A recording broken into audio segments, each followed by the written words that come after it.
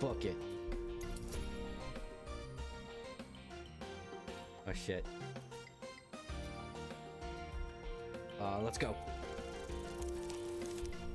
Yeah! I've never seen a luckier man. Hell yeah! It's my fucking meathead roots. You son of a... Joke's on you, I'm a metal fan. Excuse me? What the fuck are you doing in a school? Hello. Didn't we meet before? I think back in Pelberg City? Let me introduce myself. My name's Scott. Is that your real name? I've been traveling everywhere in search of outstanding trainers. More specifically, I'm looking for Pokemon experts. So, what brings you to this school? Are you a trainer too? First thing you should do is have Pokemon learn the move Cut. Okay, you have no fucking clue what you're talking about. If I remember correctly, someone in this town has Cut. Sir, there are young children here.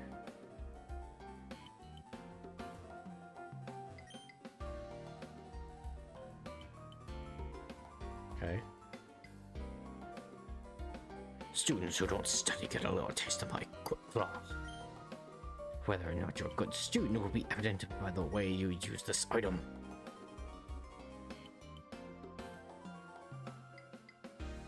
Should I call Officer Jenny on this place? Because this random stranger just walked in and is watching these kids, and the teacher's just beating them. Don't worry, kids, I'll go get help. Why is he so much stronger than everybody else?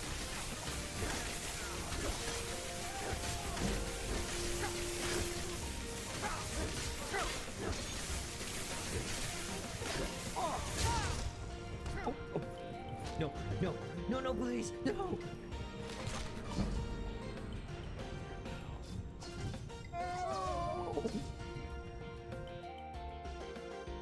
I just got fucking suplexed by the mage, what the fuck?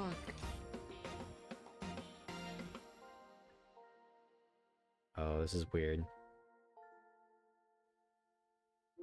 Hey, Yuko. How you doing? You wanna go get that hamburger?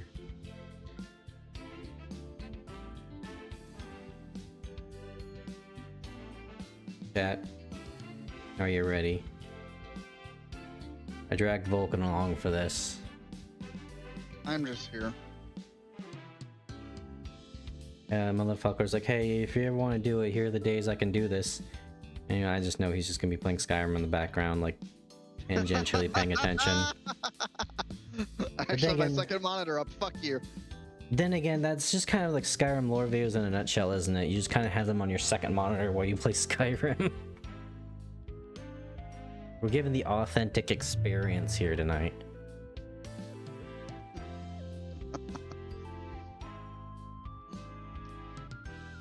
And boy howdy, chat, let me tell ya, it's gonna be quite the experience. Because... how many videos are here? 33 at least. We're not gonna be able to get to all of these tonight, but... I mean, that's like trying to cover all of Warhammer in a night. Echo Cartbride just smoked a lot of shrooms and went way too fucking hard. Mostly just on the Dark Elves. He loves his Dark Elves.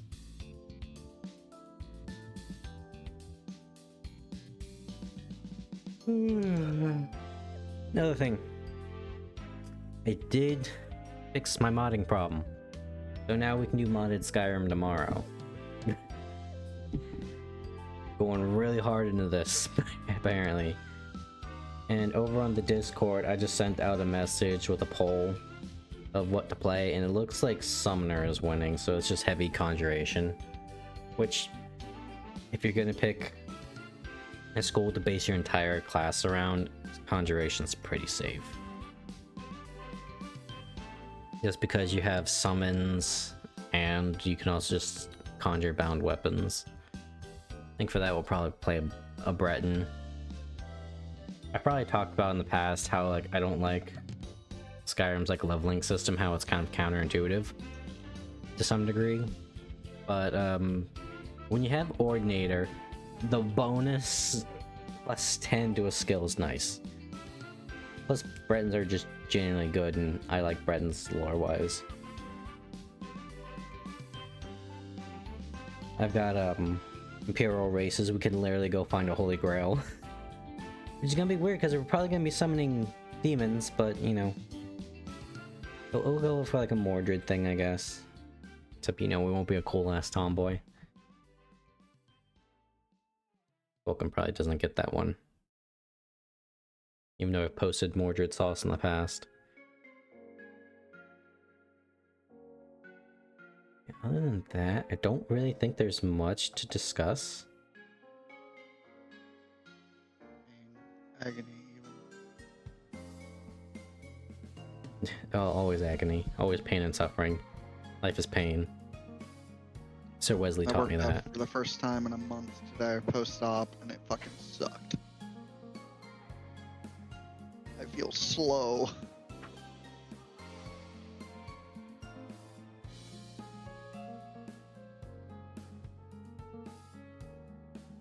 You know what, Vulcan? I know we're doing like a whole Elder Scrolls thing here, but you know, I've got the urge. And keep in mind, I have no time to do this whatsoever. I just have an urge to play Baldur's Gate with somebody again. I could play by myself, but it's not the same. It's always better when you play with friends.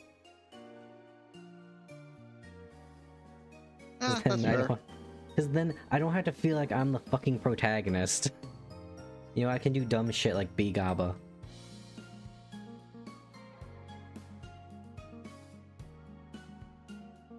Yeah.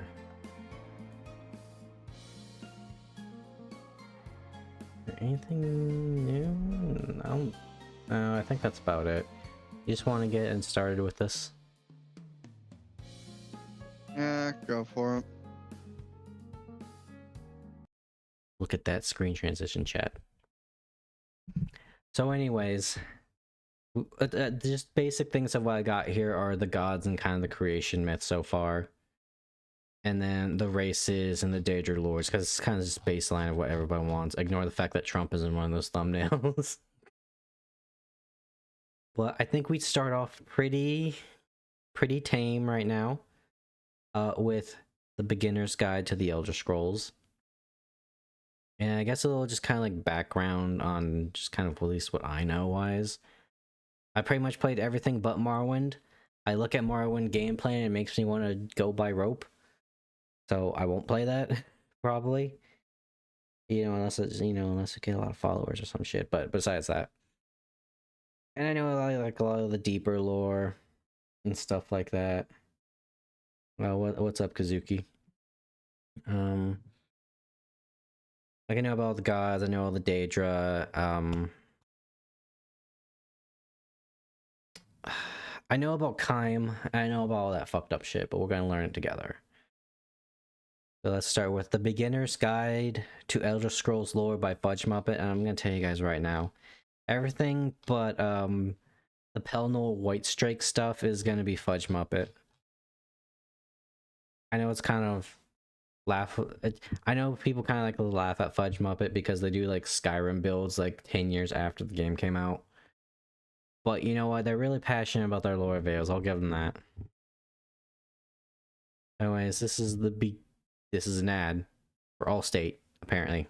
Do you have that friend that knows absolutely zero The Beginner's Guide to Elder Scrolls That Lore. one friend that you have spent days trying to artistically explain the inner workings of the ridiculously expansive lore, trying to get them Bitch, into I play it, Warhammer. but no one understands I play your Space Rain Marine. Man-like I addiction read to this Warhammer. expansive fictional universe. It's leaving you all lonely, sitting in your room by yourself, playing Skyrim for the 100th time, role-playing as a Dunmer mage vampire who used to be a baker in Wayrest. So you want to recruit more people, drag them into this make-believe rabbit hole that seems to never end. Well, here today, I've prepared the most digestible, easy-to-understand primer on the Elder Scrolls lore for those very same people. I'm probably going to be pausing all of this just so I can talk and not miss anything. I don't know why when he was talking about that, it just reminded me of like being a Sonic fan. Like, guys, no, Sonic is real cool, I swear. Wait, why are you backing away? Don't leave, I swear, it's cool.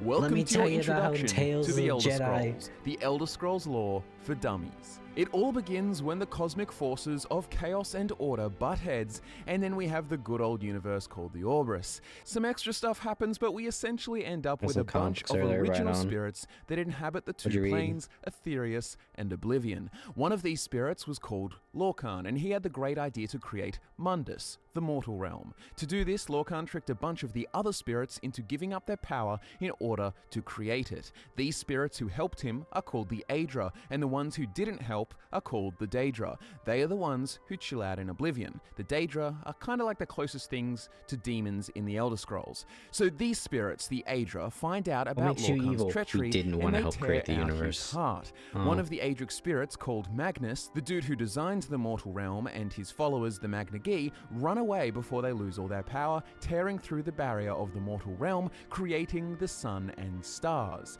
This is how magic enters. The energy flows Hey, from we talked about Aetherius that. through these Wait, did we holes talk about that on into stream, Mundus. Vulcan? So How the sun is basically magic? I don't know if we talked about that on stream or not, or just like when we were just chilling playing Skyrim together. the Aedra who stayed and finished the creation of the mortal realm mostly Also, let me know lost how the their volume power is, everybody, gradually, if it sounds having to good. resort to physical breeding and devolving into the mortal races. The most powerful among them remained Aedra, Yeah, which are remember if we later did or known not. as the Eight Divines. There is way more nuance to the creation story and different cultural retellings, but this is a version for dummies after all. So are we all on the same page? Aedra Oh, yeah. created the mortal We're realm, retarded. sacrificing their own power, Let's and the go, that's Daedra just us. chilled in Oblivion. And yeah, magic comes through the sun and stars. So we got the world, what about the people on it? The place all the games are set on is the continent of Tamriel. This disfigured cube is home to many colourful races. There are the lizard folk, the Argonians, and the cat folk called the Khajiit. These are referred to as beast races and are generally believed to have been native to Tamriel. The other two groups of people on Tamriel are humans and elves, also referred to as man and mer, straight ears or pointy ears. The races of man migrated from the northern land of Atmora throughout history, with the exceptions of the Red Guards, who are from the western land of Yakuta, and the elves are from the lost continent of Aldmeris. Got that? Good. So the original elves were called the Oldmer, and they came from Aldmeris, and the Oldmer split the into Altmer, many by the way. different sub-races. No redeeming The qualities ones who whatsoever. stayed on the Somerset Isles became the Altmer with a T, Minor and they resembled genocide the is okay. Oldmer with a D the most, and they have a hard-on Have for a purity race and purity being problem, but superior. you know. The ones who went to Valenwood became the short wood elves known as the Bosmer, who, Okay. after making a deal with a forest god, became religiously carnivorous and cannibalistic, vowing to never hurt the plant life of their home. A group of elves from Somerset followed a prophet called Veloth out of there to a new land called Morrowind up here. They followed the words of the Daedra and were staunch ancestor worshippers. They began calling themselves the Chimer, and they would come into conflict with another group of elves called the Dwemer, or dwarves. They are the guys who make all these steampunk machines. Fun fact, chat. The reason, or at least this is what I heard, the reason the dwarves just kind of disappeared and why there are no dwarves in like Elder Scrolls games is because they didn't know how to like make them in game. Like they had problems like making dwarves in game. So they just decided you disappear for some reason. And have all their awesome advanced tech. These Chimer later to see turn it. into the Dunmer, the Dark Elves, and we'll get into that later. A bunch of elves originally tried to stop the Chimer from leaving, but their patron god was eaten and turned into a Daedra, and because of that, they were turned into these green fellas called Orsimer, or Orcs Your for god short. literally got shot Another group out. of elves who left Somerset were the Aelids, who settled Cyrodiil and built the White Gold Tower. This is the big-ass tower from Oblivion and now serves as the main seat of power for the Empire. The Aelids enslaved a bunch of the men living there, but we'll get to that later. There are also the Durrani elves, who moved to High Rock, and also the Snow elves, or the Falmer, who chilled out in the frozen lands of Skyrim. There are some Wait, so I think every continent has elves in it, or had elves in it, except maybe Hammerfall. But they had to cross Hammerfall and like get to High Rock. But maybe, I don't know. Orcs are weird. They really don't have a place. The elves, some left-handed elves, and a bunch of other non-important groups. You get it. There's a lot of elves around, but we covered the main groups of Tamriel. So now for the men. It's a little simple. Basically, a ton of men came from Atmora and settled in Tamriel over time. The ones who have been in the lands of Cyrodiil, High Rock, and Hammerfell are called the Needs. The Needs in High Rock would become enslaved by the Durrani, the Thalmor. The Thalmor are definitely a symptom of a very sick culture. We get the so-called Manmer, half-elf, half-man, aka the Bretons. The Needs in Cyrodiil get enslaved by the Aelids, but later rebel and claim the land I love the aesthetic of the Bretons. They're just straight up just classic, like Imperials. Like Arthurian kind of legend vibe. Civilization for a while, but then the Red Guards come from Yakuta and basically slaughter anything that's not them and claim their new home. Okay, Before that's that, why there's though, nothing in the Nords come on Hammerfell. down from Atmora and through a series of events end up killing the Snow Elves and claiming I'm not going to comment or make any jokes. It would be very easy to, though. So now we've established roughly who is who and where is where. Let's learn the most important parts of history. The stuff that is essential for you to get the gist of all the political, cultural kind of things going on. So Elder Scrolls History for Dummies, let's go. Tamriel's history is split into 6 eras. The Dawn era, where everything is being created. The Merethic era, where everyone is making their way to Tamriel and interacting and a bunch of mythological stuff is happening. Dragon Wars in Skyrim, Daedra freely walking over Nirn, that kind of stuff. Oh, Next lovely. is the Hell First just walks era. on Earth. Early in this period, the Nedic slaves of the Aelids, remember the human slaves in Cyrodiil, well, they rebelled, led by a slave called Alesia, with some help from a few demigod-type dudes and the Adric god called Akatosh. The slave queen Alesia initiates a rebellion and overthrows the Aelids and founds the Alesian Empire, the first Cyrodiilic empire. Humans rise up, keep the elves down. Long as an heir of Alesia, essentially one blessed with the dragon blood, wears the Amulet of Kings and sits atop the ruby throne, then the barrier between Oblivion and Mundus will stay strong, preventing lots of demon dudes from running around the joint. Alesia also synthesized the Nordic pantheon and the Elven pantheon of gods to create the modern imperial interpretations of the gods called the 8 Divines. These are the guys you will commonly hear about, like Kinnereth, Dibella, Mara, Stendar, those kind of guys. So that all gets cracking on for a few centuries, and meanwhile in Morrowind, the Roman Empire finally stop fighting. No, guys, you can totally come and join our religion. See, it's not so different from yours. We just give them a different name. Up. Together, they team up and kick out the Nords who have been ruling them, but this alliance doesn't last. The tech-savvy Dwemer committed heresy, and they tried to build their own god in the form of a brass golem called the Numidium. They were doing this using the heart must take of a long Vulcan. time to put put this all together. God that tricked the others into creating I mean, you write a realm? script of what you know. Vulcan. I mean, like, yeah, you So gotta they read it, started but a they're just war getting nice and shit hit the screenshots. fan, and while meddling with higher powers, the Dwemer made themselves all disappear simultaneously, leaving only their machines and ruins. Damn, I hate it when that Three happens. people, Almalexia, Sothasil, and Vivek, then get to the heart of Lorkhan, and they end up using it to become the living gods called the Tribunal.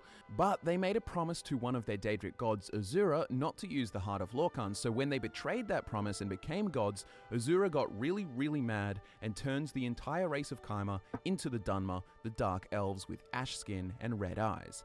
The And apparently Tribunal a now lot of rule Morrowind wrinkles. through a golden age, so stuff keeps happening for a I'm long looking while. at the dashboard because I gotta Elysian double Empire check kinda that, damn. collapses because a religious group of zealots called the Elysian Order ended up controlling it and ruining everything for everyone. So first empire gone, but don't worry, another one comes along. So a group called the Akaviri come to Tamriel to invade. They come from a place called Akavir, which is like the Elder Scrolls Asia, also in the Far East. A guy called Riemann unites Cyrodiil and bravely defeats the Akaviri invasion at Pale Pass. The Akaviri, in awe of their defeat, kneel and pronounce Riemann Dragonborn. Turns out he has dragon blood. Well, Riemann begins the second empire of Cyrodiil and the Riemann dynasty. Over a few centuries, he ends up Alesia's conquering all one of the failed mainland then? of Tamriel with the exception of Morrowind, and of course, this excludes the Somerset Isles. So the Riemann dynasty unfortunately ends when a conspiracy ends up having Riemann III assassinated. His Snake Man Akaviri advisor called Versa Duché announces the beginning of the Second Era, and he and his son rule in place of an emperor for a few more centuries. Fun fact, they both get popped off too, and the Second Empire officially eventually They're the collapses. ones that the Then we blades are have a new founded from. period called the Interregnum, a time when there I was guess no that explains why empire, they just randomly have pretenders to the katanas. throne and squabbling warlords in Cyrodiil. This is roughly where the events of the MMO, The Elder Scrolls Online, takes place. Molag Bal, the Daedric prince of many things unpleasant, tried to take over the world, but yeah, that failed. We And there don't was a talk war about going on ESO, between that three clashes alliances, and a bunch horribly of with cool the lore. DLC stuff happens, but yeah, absolutely none of this is really important in the grand scheme of things because Tiber Septim rocks up to shake Don't the worry, boat. Dragon Breaks. A man named Tiber Septim was initially serving under a Colovian general, but he was assassinated and Tiber took charge instead. Tiber Septim turns out to be Dragonborn. He united all of Cyrodiil and created a new empire, the Third Empire, and they got to conquer it, It'll as work this time. empires do.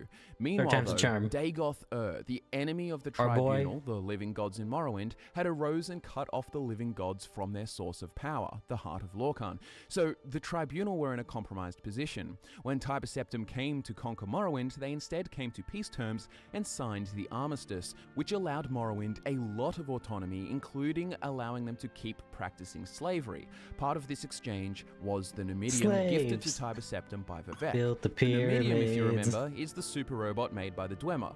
Well, Tiber's battle mage buddy helped him I get feel the like most Colossus people working don't know again, about and with the it, slave he song. devastated It's the gonna sound Sunset really weird out of Isles, bringing context. the nation of High Elves under his heel. Yeah, it Tiber does sound Septim horrible out of had context. officially conquered all of It's- Tamriel. I mean, it's kind and of bad began in the Second context. Dynasty.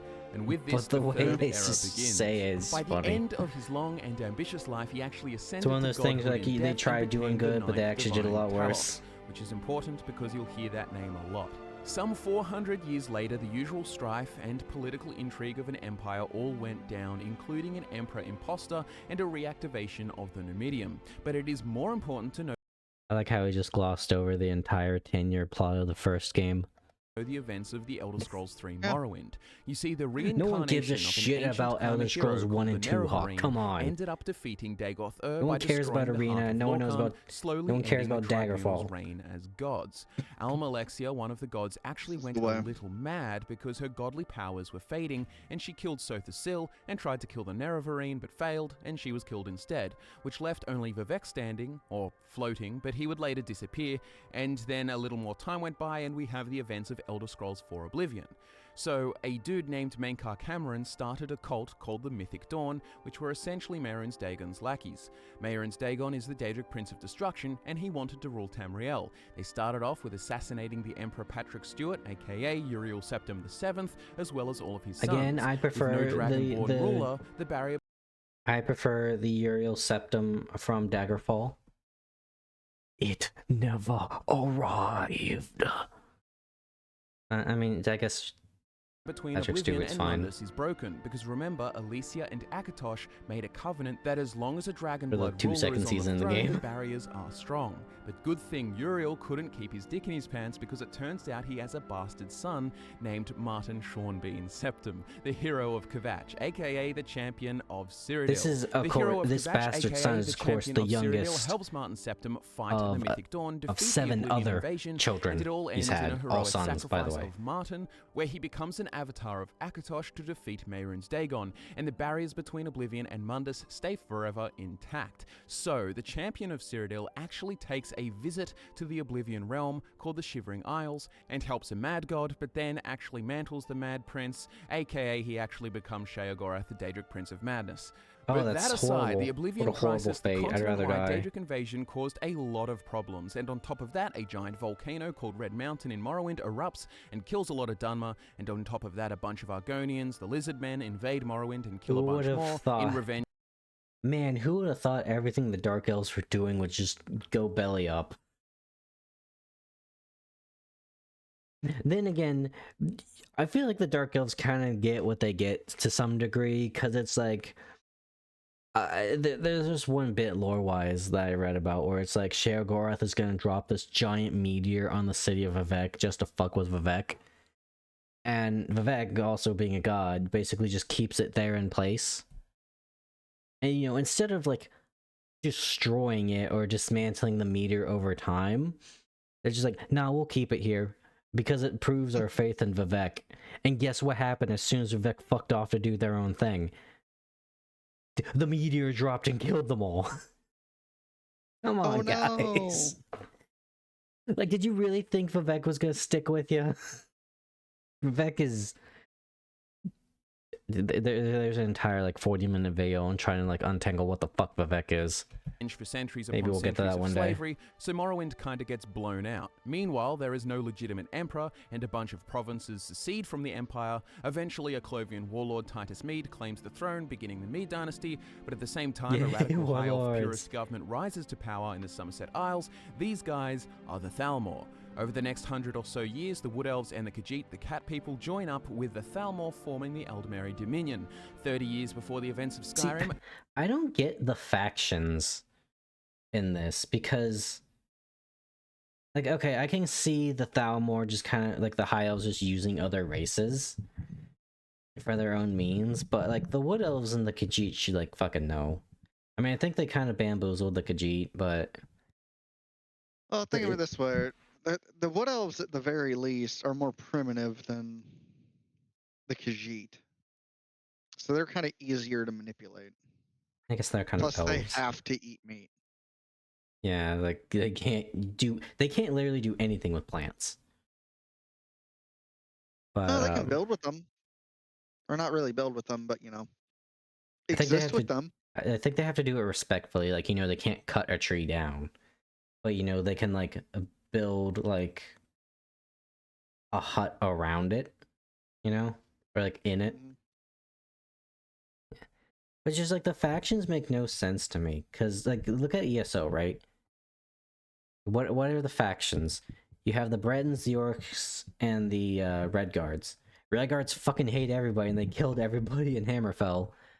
And the Bretons and the Orcs have been at war forever over just like territory disputes. And then the other faction is like the Norse, the Dark Elves, and the Argonians. All of them fucking hate each other with a passion. And then the last ones are the High Elves, the Wood Elves, and the Khajiit together. You can only do like the angle of it's just a necessary, like it's out of necessity. One for one's perfection. Or not even one's perfection, for one faction. Otherwise, it's just like they just hate each other. Why are they together? A great war breaks out between the Empire and the Then Eldameri comes the Dominion. DLC A lot of Imperials. terrible stuff happens, but ultimately peace is I'm sorry, made. the pre-order This peace came at the Imperials. cost of outlawing Talos worship, which a lot of people I was were there, not happy about. motherfuckers. And I also, was there Hammerfell when was given ESO up to dropped. Thalmor, but the Red Guards weren't having that, was so they just awful. left the Empire and fought off the Elves themselves and actually won. So now it's the year 201 of the Fourth Era, and the dragons are back in Skyrim causing trouble, and there's also a civil war going on between the Empire and the Stormcloaks. But don't worry, you're the Dragonborn, you could absorb dragon souls and use dragon shouts to save Tamriel from the dragon menace. Yeah, Yay. there are a lot of dragons and dragon-related things in Skyrim, but I'll just let you jump into that for yourself. So, there you have it, ladies and gentlemen, all of the context required, so hopefully, by the end of that whole spiel, you are no longer an Elder Scrolls lore dummy, but now an Completely disregarding the first two games. Even though, like, Daggerfall's, like, secret plot is, like, massive in terms of, like, world conflict, because there's just a giant fucking robot somewhere sleeping. Like, yeah, we'll just leave that be. And of course, the first game was Jagar Thon traps the Emperor in Oblivion, and then pretends to be the Emperor. And then you, the Eternal Champion, the name Euro Septim gave you, you spend like 10 actual like in-game years. I think it's like canonically like a decade-long quest of finding all the pieces of the Staff of Chaos. Elder Scrolls lore smarty. The lore is so expansive, there is so much more to find out, but this And then guide there's will have Daggerfall, given but you the no one ever talks necessary about Daggerfall. context and general understanding so that when you play Skyrim for the first time, you kind of get what's happening. Be sure to check out the wealth of other in-depth lore videos we have covering all corners of the Elder Scrolls universe. Give the video a like if this helped you out or helped a friend out, and now you have a friend to talk about Elder Scrolls lore with. Thanks so much for watching. My name is Scott from Fudge Muppet, and I'll be back to nerd out with you again next time. Okay, and that was the beginner's guide to Elder Scrolls. I'd copy the link, but this is in a playlist.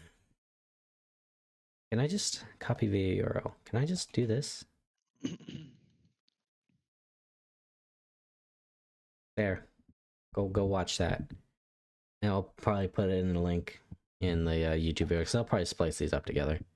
But now we got a basis idea of what's going on. Now let's get into Chim.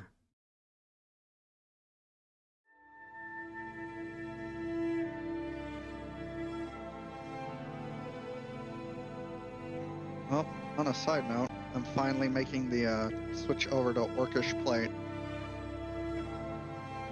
Pretty fucking metal. It's Orcish metal. There is only one God in the Elder Scrolls. One true God. How's that for a twist? All those Aedra, all those Daedra, all these gods, spirits, they aren't the real deal. There is only one God, one above them all, the Godhead. Welcome, ladies and gentlemen, to Fudge Muppet. My name is Scott, and today we are diving into some of the deeper, crazier, and profound lore that exists within the Elder Scrolls universe. We are talking about concepts like Chim, the Godhead, Amaranth, Zero Summing, and a whole host of weird stuff. As a disclaimer, some of this lore is drawing upon Michael Kirkbride's expanded works, but interestingly, there is much in-game canon information that supports what is said in these works. However, not everything I talk about today is strictly canon. Bear that in mind. So without further ado, let's talk about this one true God. If you have been watching our videos for a while, you may have seen a neat little video about the Elysian Order, and we also had another one about Dragon Breaks, which had some interesting overlaps. They are in the description below, and you can check those out, because you may have no idea about the Elysian Order or their time-breaking, god-splitting shenanigans. There we go. But you may have heard about Godhead. Slave Queen Elysia and how she rose up and kicked the Aelids to the curb, winning Cyrodiil and the emancipation of her people. This all went down way back in the First Era, thousands of years before the events of any of the Elder Scrolls games. The reason she is important, despite the obvious, is how she relates to this idea of a one true God, through an order that was created in her namesake, the Elysian Order. This is a organized monotheistic religion, meaning that they only believe in one all-powerful God, one all-encompassing power, and various Aedra and Daedra are regarded as spirits or saints. I got a lot of dockies, what can I say? I'm a lover. Ultimate being. When I first learnt about the Elysian Order, I thought it was unfounded and stupid. Of course, the Aedra and Daedra are their own beings and gods in their own right. Where is this one true God? Well, this all gets pretty meta, and it transcends Nirn, Mundus, Oblivion, and even Aetherius. This concept, this one true God, transcends the endless void that is Sithis, the Godhead, the supreme being, the God that is responsible for being all the of token, the Elder Scrolls.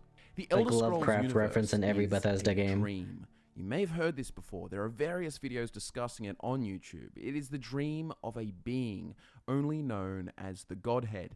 It is the unaware dreamer. He, she, it has no autonomy in the matter. The Godhead is in an unconscious state.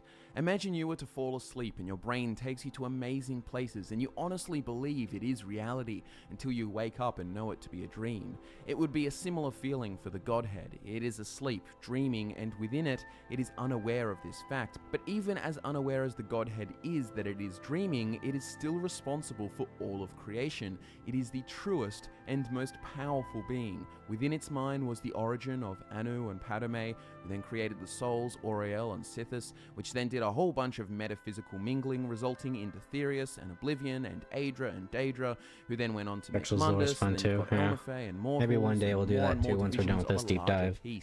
So all the characters, gods, and mortals are within the dream with various levels of awareness that they are in fact not real or just part of a dream, a fantasy, like the Elder Scrolls franchise is.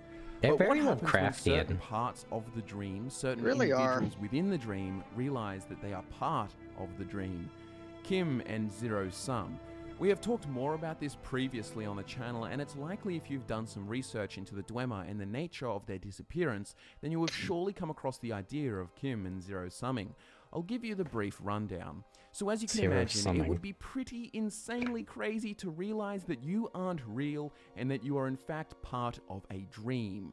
So imagine right now you are sitting down watching this Fudge Muppet Elder Scrolls lore video, and you come to the conclusion that you are actually within someone else's dream, that you aren't real. You're simulated by some being's intelligence. The absolute mind-boggling, confronting realization that your whole life, every moment, everything that felt so real. Side tangent, this reminds me very much of simulation theory, and boy howdy, I fucking hate the concept of it because you can't argue against it, and people that argue for are the most obnoxious fucking people I've ever met. At least the ones I've met. Real to you is a lie, and you are just part of some guy's dream. How do you react? Well, I imagine most people, when confronted with the reality of it all, go into full panic mode and do something we call zero-sum. This is one of the most convincing Dwemer disappearance theories. When they activated the Numidium and tried to become a god, they understood that life was all a dream, that the universe was all a dream. They were part of the Godhead, and they could not logically justify their existence being the scientific race that they were, and they zero-summed, erased from existence. However, there is another alternative. They just rationalize themselves out of existence. Kind of person, a certain kind of ego to achieve. And I am, of course, talking about Chim, the ability to look facts in the face, every bit of evidence that tells you that you are not real, and say with conviction that you simply am. You are real. This simultaneous and I'm him. contradictory understanding that you are both within a dream and a part of a dream, but 100% also Himalayan. a separate individual, is called Chim. It is akin to becoming a lucid dreamer. With the metaphysical understanding of the nature of the universe, the dream, the individual who insists that they are an individual in the face of evidence stating the otherwise can manipulate the world. Examples include both the tribunal god Vivek and Tiber Septim becoming Talos. This is, for example, how Talos retroactively in the timeline changed the lands of Cyrodiil from dense jungle to verdant grasslands. Chim is an Okay, I think I remember that, where it was originally when they were making... I think this is from Michael Kirkbride himself, who like kind of did all the weird fucked up lore and probably made this. Where originally Cyrodiil was supposed to kind of be like a Roman jungle place with like rice paddy fields and all that jazz. And it's supposed to be a lot weirder. But then to quote Michael Kirkbride, I think, then Todd Howard watched Fellowship of the Rings and fucked it all up. unimaginable power, the ability to shape the dream. But this kind of power would be lonely and strange. Everything becomes arbitrary to them. They would become more and more disconnected over time from the people. Imagine you achieved Chim in the real world and you could do whatever you wanted, give yourself unlimited money, superpowers, all kinds of unimaginable things. But eventually it would be likely that you would become so far removed from reality that you no longer care about it. You may think, for example, that if Talos at that is point such you a realize it's powerful not being real, who has achieved but you Chim, are. why does he not help the races of man defeat the Thalmor? The question is, why does it matter to him? To Talos, Yeah, I was gonna say, why does it matter if they're not Initially, real? he may have helped by doing things like turning Cyrodiil into fertile grasslands, but as the realization sets in, By why the would way, he nice bother? Why retcon does he with your care for powers. any man, any mortal for that Then again, that matter? It's happens all in a every dream Elder to Scrolls him. game. It's They all retcon fake, shit out of all everything. smaller Just parts blame on of Dragon a Breaks. larger god, the Godhead, its dream. I believe The that fuck are after a Dragon while, Breaks? after having achieved Chim, that you would Oh, you don't know about Dragon Breaks. So I'll just give you a little synopsis since that might be something a little later, Vulcan. Yep. So you know how in every Elder Scrolls game there's like the main quest, the Fighters Guild, the Mages Guild, the Dark Brotherhood, the Thieves Guild, Yeah. and you, the player, have the power to do all of those things. Realistically, you would not be able to do all those things. But there are these things called Dragon Breaks. Dragon Break obviously being reference to the god of time, which is dragon. Technically they're all, it's like this weird period of time where everything you could do is canon. And it is. So like Dragon Break starts, the hero Kavach is a person, then the Fighters Guild leader, the mages, the archmage, the listener, all that, it's all canon and it all happens at the same time. It's essentially the way they try to make all of your choices canon. It's very fucking messy. Realize the triviality of it all, and instead search for something higher and try Because, like, to period uncover the starts, all grander this shit mysteries of happens, the it's all Godhead, technically rather canon. than playing with matters Dragon of Break mortals ends. and having your way with the dream. Life goes I on. think this is the reason why individuals like Tiber Septim and Vivek have slowly removed themselves from the realms of Mundus, Oblivion, and the Dropping like, that because fucking they rock on simply Vivek. no longer care. The Epiphany has eroded their sense of care for the world and its inhabitants. It's not relevant. It is a dream after all. They don't believe in it. Can we talk about how much of a horrifying concept this is? Like, imagine if you're having a dream, like, okay, let's visualize, like, we all dream of the, like, 6 foot something, like, muscle mommy goth GF, right? And they realize they're in a dream. And then they have the power to just basically become real. Or just, like, go off and make their own dreams, and they just, like, get sentience, and they just fuck off, and then they become a god. Realness. You don't really care if people die in the dreams that you have. That's because horrifying. it's not Your reality. dreams escape. So you should have a firm grasp of Chim That's some now. psyker Quick shit. summary, you come to the metaphysical epiphany that your entire reality is a dream, you included. You have 2 choices. Come to the conclusion that you're part of the dream and in fact not real, therefore you zero sum, accepting that fact, or you stand in the face of this realization and state that you are in fact real, an individual achieving I'm not a number, Chim. I'm a free man. Now, what happens after Chim? What is the end goal? How do they uncover the mysteries of the Godhead or transcend this larger God, the one and only God that encompasses the dream? That would be through the next big step, Amaranth. This stuff gets crazy, like I said, and all of this has many interpretations, and people agree and disagree about all this kind of stuff and the little details, but essentially, what I think most people would agree on, Amaranth is the way out, the only way to escape the Godhead, to remove oneself from the dream.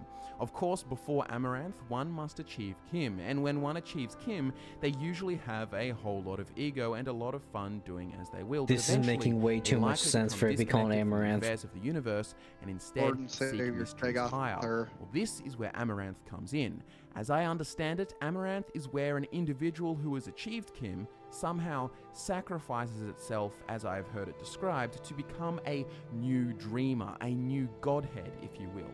So they have their own dream, a new Okay, so this part is within their where head. the big titty goth GF leaves your brain. Removed from the Godhead's dream, Yeah. but they become the unconscious I'm as dreamer. just you just Precise methods and become ideas about basically Amaranth Jesus. are very hard, and there is no strict how-to-wiki guide for Amaranth. These are very complex holy and strange shit. topics. Jesus But I will help Chim. to re-clarify all the terms and summarize so that hopefully this video will help you a lot. And he when beat the dealing fuck out of a with bunch of the zombies with crazier elements fish. of the Elder Scrolls universe. So, the Orbrus, the Elder Scrolls universe in its entirety, is all part of a dream of an unconscious, unknowable being called the Godhead. Everything is just a division of this Godhead, Anu and Padme being the first, then Aedra and Daedra, so on, all the way down to mortals, all divisions of a dream. When a certain division, a god or a mortal or any conscious element of the dream theoretically, comes to realize that it is not in fact real, but part of a dream, it either zero-sums, rationalizing its non-existence, or it manages to marry the contradictory ideas that they are both real and within a dream, resulting in Chim. And finally, Amaranth is one who has achieved Chim, but then becomes the dreamer, the Amaranth of a new dream, outside the dream of the Godhead. There is just some light ideas for your brain to mill over while you eat your breakfast. So if we actually Like your step back to the Skyrim. Elysian Order with the Prophet Maruk and his teachings, while understanding the concepts of the Godhead and Chim, you actually come to the realization that in fact, the Elysian Order is the religion that got closest to the truth of the true nature of the universe. They believed in the one all-encompassing God, and that spirits, Aedra and Daedra, were all just aspects of this one greater being. So in actuality, the Elysian Order with this belief is technically the most enlightened group to have ever set foot on Tamriel. However, I the guess this Elysian makes Order sense has that they'd been be the long ones to gone do for a it, since they've millennia, been and they like were kind of quite on the brutal pulse of regime, like causing much suffering for Tamriel. people that achieved But it. perhaps ignorance is bliss. Perhaps it's better that the Elysian Order and its teachings have been buried in the past. Perhaps it's better that Oh, the this is people at probably why Tamriel everyone thinks remain Talos is a god, unaware because of he the dream, achieved Chim. remain unenlightened, because And then he just kind of otherwise fucked off. everything may zero sum, or perhaps they could Probably achieve achieved Chim Amaranth. until madness breaks loose. Perhaps the Godhead wakes up from the dream and the Elder Scrolls universe ceases to exist. The realm What of about the possibilities Daedric would be gods then? Would endless, they- but nonetheless, it does not matter. they in the ever grand scheme of considered things. getting- Most of the achieving inhabitants in Chim? the Elder Scrolls universe will never know I mean, of they're anything gods. more than Aedra, Daedra, man, or elf. Their lives lived completely unaware of this ultimate truth.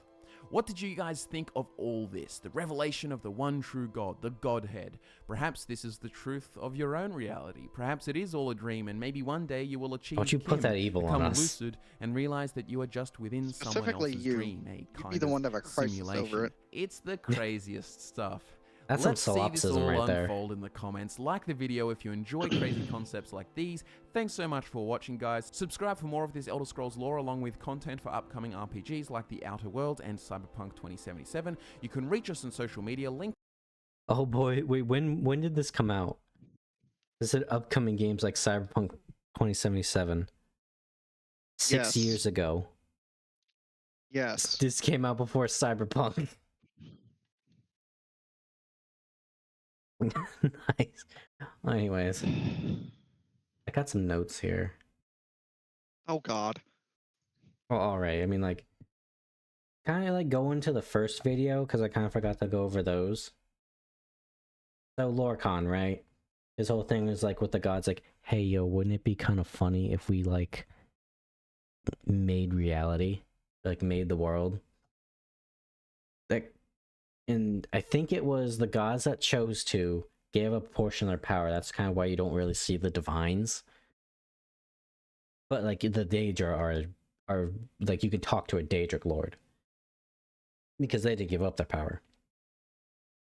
Does it kind of remind you a bit of, what was it, Prometheus, who stole fire from the gods and gave it to people? Little bit. And yeah, so then it was, there was a bunch of people that were like, yeah, cool, let's do this. And I think the biggest contributors were the 9 divines, or the 8 divines.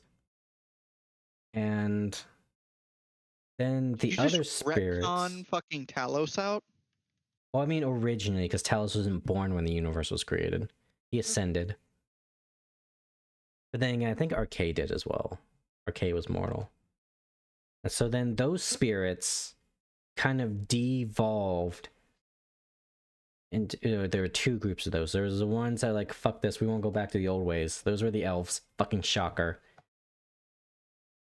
And then the other group that was like, fuck it, let's go explore the world. It's gonna be hard, but whatever. Those became humans. This reminds me of a story from, it's one of the many short stories from Kroll the Conqueror by Robert E. Howard. He did a lot of, he did Conan the Barbarian, he did Solomon Kane. And in that, it was like, there's this race of snake people, and they're like mind control people, like shapeshift. No, they were shapeshifters. But then humans figured out how to like tell they were snake people, and we started hunting them down. And what left snake people were left just kind of devolved over time until just normal lizards like what we see nowadays. Kind of reminds me of that, but more on like a divine scale, with how the humans and elves were born, which I really like that. It's not just like they were, you know, like they were giants or some shit. And then what else? Oh yeah, Alicia fucked a bull,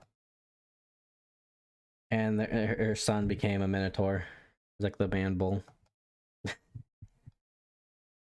Then Godhead now finally for this episode.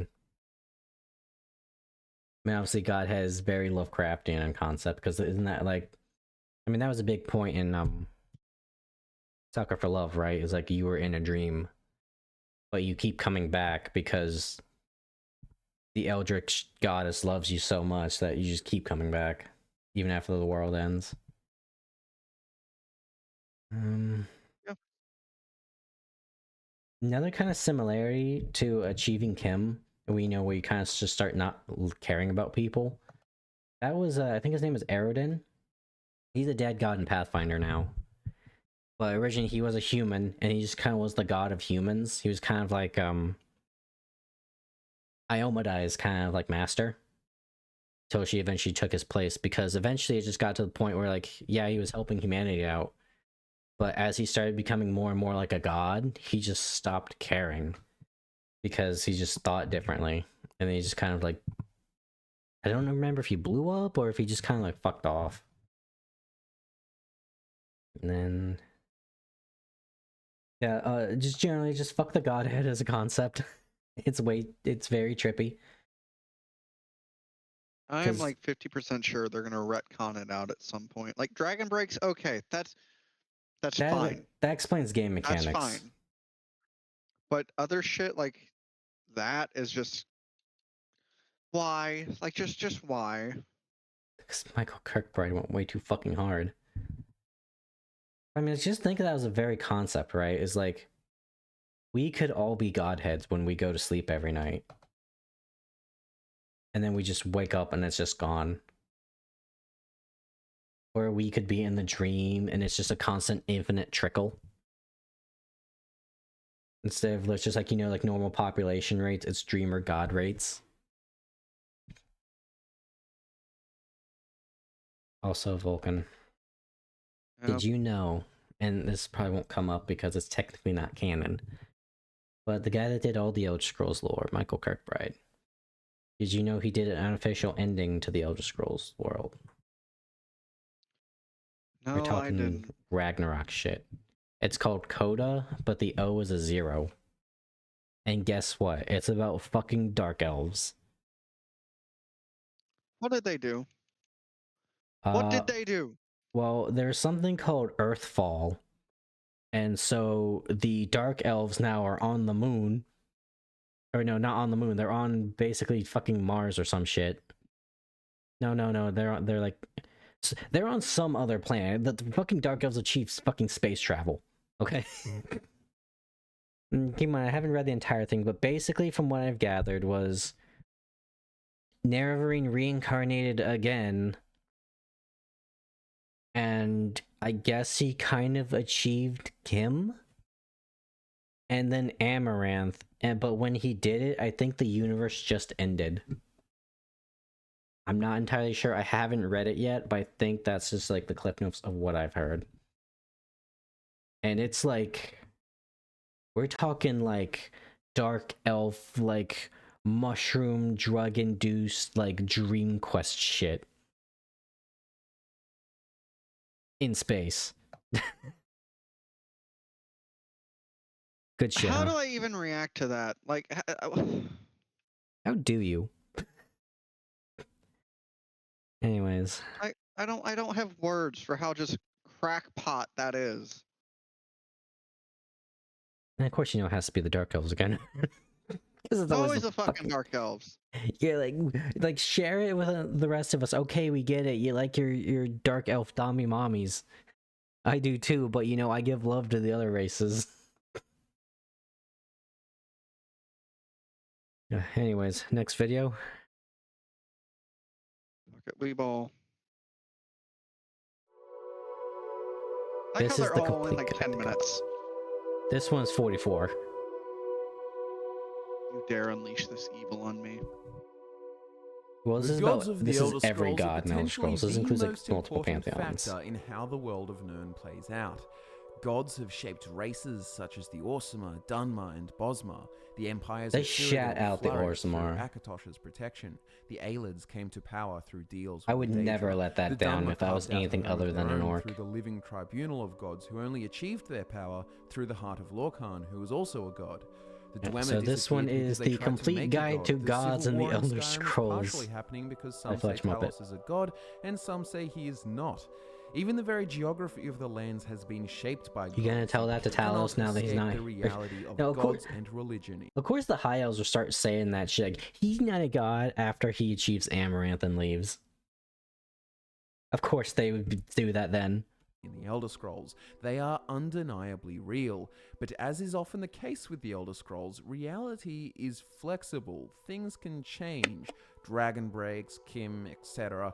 Look, the Elder Scrolls can be ridiculously complex, but it is my job here today. That's because to they help constantly simplify retcon all it so and they you keep can digest changing it without as checking the one book. tidy, healthy meal.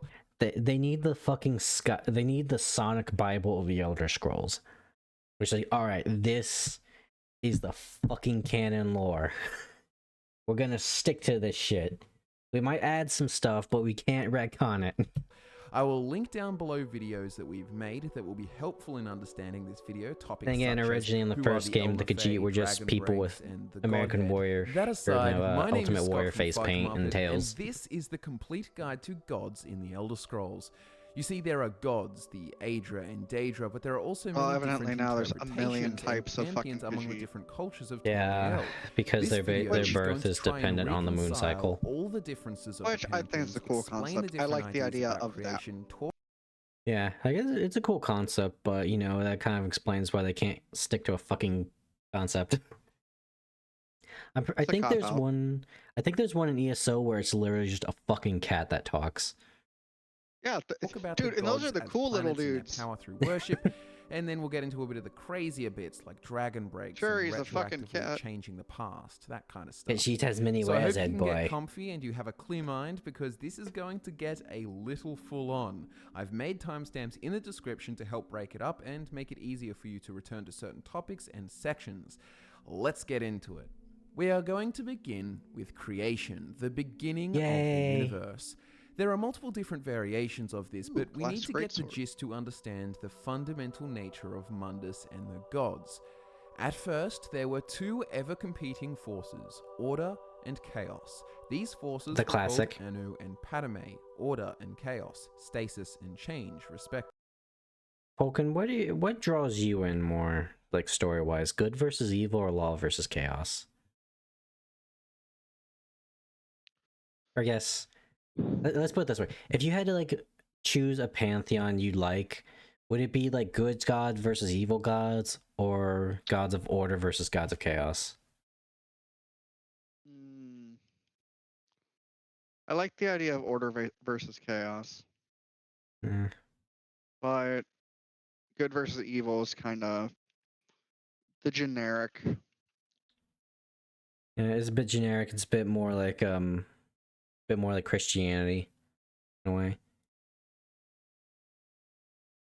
And like I guess it deals more, I think good versus evil probably would have to do a lot more with like people. And I feel like order versus chaos would be more like forces, you know? Yeah. Which I can see that. I can see probably like good versus evil of like more of like a micro state, and then you kind of expand it outwards, and then it becomes law versus chaos, like a macro set. Now, these are not gods per se, but rather cosmic forces. This distinction is important because gods are a personification. They have an ego, a sense of self. They are an entity with agency. Cosmic forces, on the other hand, lack such agency. They act as they are meant to act. Anu, a force of order, fights against Padme, a force for chaos. There is no animosity between the two, they are simply forces that perform their function, in opposition to one another. However, these opposing forces were equal in power, resulting in a stalemate. Now what happens next is that Anu ends up creating itself a soul, or kind of soul. So order and Padme creates a does soul the same. first. These two pseudo-souls, as I like to call them, are Anoel and Sithis. The reason I say Sithis. pseudo-soul is because they aren't quite gods yet. They feel and behave more like cosmic forces in comparison to the gods that you would be familiar with, but they're halfway there. So it's easier to think of Anoel and Sithis as the halfway points between cosmic You can't force trick me, and I'm pretty sure gods. that's the They are Jiggalag earliest Shrine and White concept Sun. of a somewhat conscious entity. With this ability to reflect and to be conscious of themselves, Anoel and Sithis, instead of being relegated to fighting one another helplessly, like the cosmic forces Anu and Padme before them, they could come to an agreement, a solution. They would create the Orbis, which is the name for the universe in the Elder Scrolls. But Like the then, Orbis. these two pseudo-souls create a soul each for themselves, a new incarnation, what we would consider the very first gods as we understand the term.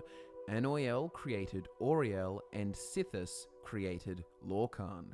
Auriel and Lorcan mark the Okay, so this is like transition Gen fully 3 from of the a cosmic gods. force-type entity to a fully conscious entity, a personality, an ego, an actual god as we know them. The Orbis was crazy Okay, at so the it took time, like 3 unstable generations and for them to like actually nonsensical, but become then things. Auriel, in his I first kinda like that. actions, decided to Bit create the evolutionary. concept of time, which stabilized the universe. Time exists, but not necessarily in the linear way that mortals like you and I understand it. Consider the space-time continuum, how time functions differently in different places within our own universe. But since time created some sense of the universe, other entities or souls could be born. These are the original spirits called the Et Arda. The planes of Aetherius and Oblivion came into existence as well as I don't places even know. for I'm these not even Et writing that Arda down in to my notes. inhabit. I don't So I even know think how the it's fuck time to to spell that. recap. Anu and Padme exist. They are cosmic forces of order and chaos. They create themselves a pseudo-soul each, Anoiel and Sithis. Now these cosmic forces of order and chaos interplay and end up creating the Orbis, the universe. Anoiel creates itself a soul called Auriel, and Sithis does the same, creating Lorcan. Auriel creates time, stabilizing the universe, and then many more gods, aka That seems to be the Et initiator Arda, here. the original spirits, are born, as well as the planes of Aetherius and Oblivion. Cool, so we're all up to speed. Now what happens? Well, the multiple of the Et Arda were not entirely satisfied with the planes of existence they had to choose from, so Lorcan used this opportunity to enact his plan. Dude, this one's Lorcan approached chaos. the Et Arda with the plan for creation of a new realm called Mundus, which they could fill with their own creations. Some of the Et Arda declined the offer. These were called the Daedra, which means not our ancestors, and the ones who did accept Okay, yeah, and these took are- part in the creation now we're getting were like the called actual gods. the Aedra, which means our ancestors. Here is where the stories differ. As the elves tell the story, Lorcan is seen as a trickster and a betrayer who came to the gods and then told him of his plan, but kept secret the fact that they would lose parts of their power in the process. The realm of Mundus was formed, and within it the planet of Nirn, but spirits who took part in its creation did not realize until it was too late. Some of them, however, did realize what was happening to their power and chose to abandon the project of Mundus. Magnus, the architect, as well as his followers called the Magna Gi, fled, ripping holes in the realm. Oh wait, the through to Magna Aetherius. Gi. It is for Aren't this reason those we the people that are part of the Sigic Order? In like Skyrim's College of Winterhold questline? Yeah. Because I feel like, I mean, Magnus is obviously the Eye of Magnus. We have the sun and stars, which all leak magicka from Aetherius into the mortal realm. The most powerful of the Aedra, the ones that you would know as the Eight Divines, convened at the newly I'm curious to see created how, like, Adamantine Tower and decided technically how they the would sun and the punish Lorcan. stars do There are a few versions of this, and time like, is also not exactly linear channel at this magic. point, so I will just tell you the crux of it. Auriel ripped out Uh. Lorcan's heart and shot it into the sea, where the island of Vardenfell and Red Mountain would grow.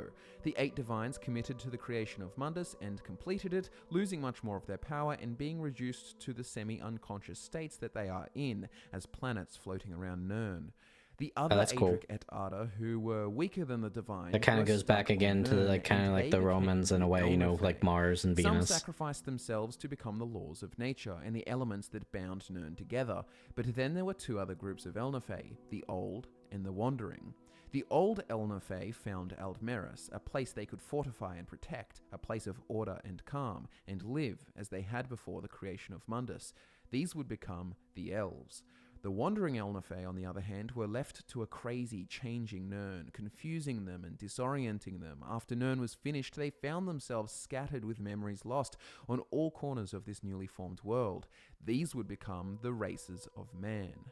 The fundamental difference between... Okay, hold on. You're gonna sit here and tell me that the fucking elves that populate literally every fucking continent except Hammerfell were the ones that stayed put.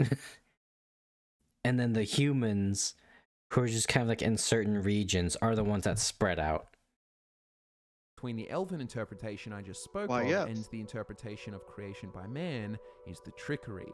Let's look at Shazar, the Cyrodiilic version of Lorcan. It is said that Shazar came to the other Etada and taught them how to be mothers and fathers. He was honest about them losing their power, but brought the philosophy of sacrifice to create something beautiful, to create Mundus. Oh, that's The awesome. gods of man and beast joined the project and willfully gave birth to their creations, relishing in their sacrifice. However, the elven gods became bitter and disliked their lost power, and then turned on Shazar for revenge. The main difference between elves and man's opinion about the soul of Sithis, Lorcan or Shazar, is whether or not he was a good and honest dude or a trickster and a liar. Of course the elves are gonna be fucking bitter so about we it. should all now be on the same page about the creation story. Fucking Whether or shitters. not Lorcan Half was glass a bad empty guy fucks. or good guy depends on really whether you are an elf or a man. But let's get back to the gods. We are I feel going like to there's tackle more to all be different learned kinds from of the human one. interpretations of the gods in You the know, different pantheons, maybe but then you won't be first we such need to assholes. clear up all of the hard facts There's like and necessary some lessons to be taught distinctions, there. as well as the fundamental commonalities between them all.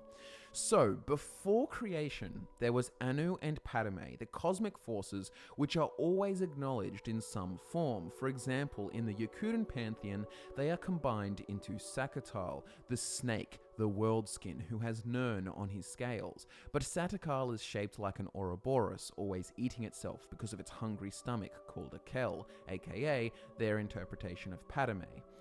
All of the gods were Wait, does that mean originally that the Earth's gonna collectively eventually get called eaten? the Etada, the original spirits. Then exist two classifications as well as an extra little group. You Likely. have the Aedra, who gave guess up that's their the power Ragnarok. to create the realm of Mundus. And on the other hand, you have the Daedra, who sat back and watched from the waters of oblivion, keeping their power. Now, this is why the Daedra are far more powerful than the Aedra. It is why you have the Daedric princes still interacting with Okay, mortals. so if Anu and Padme made the universe, does that mean that Oblivion is a place you can go to? Like, let's say we got on a spaceship and we just went. Or is that just like... No, they didn't contribute to making it, so it's probably like outside the sphere. Okay, never mind. Whereas the Aedric influence is subtle, rare, or limited. The Divines don't interact with you directly like the Daedric princes can. There is another group which are somewhat Kind of a cool Aedric concept of because why they helped how with they explain creation, that, but they I are kind also of the wish ones there who would be bailed like halfway Aedric through the artifacts. process, That'd be aka really cool. Magnus and the Magna Gi.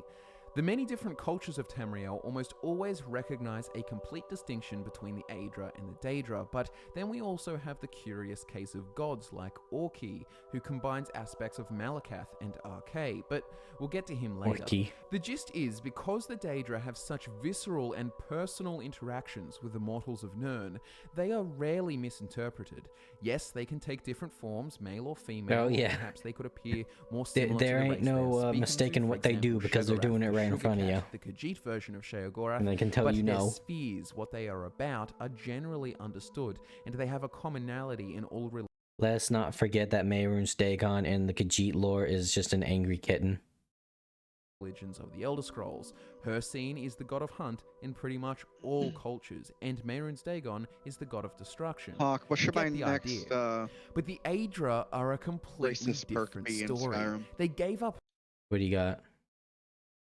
The last options are Breton, High Elf, Imperial, Khajiit, Orc, Red Garden, Wood Elf. High Elf would be on brand, but Imperial would be solid too. Yeah.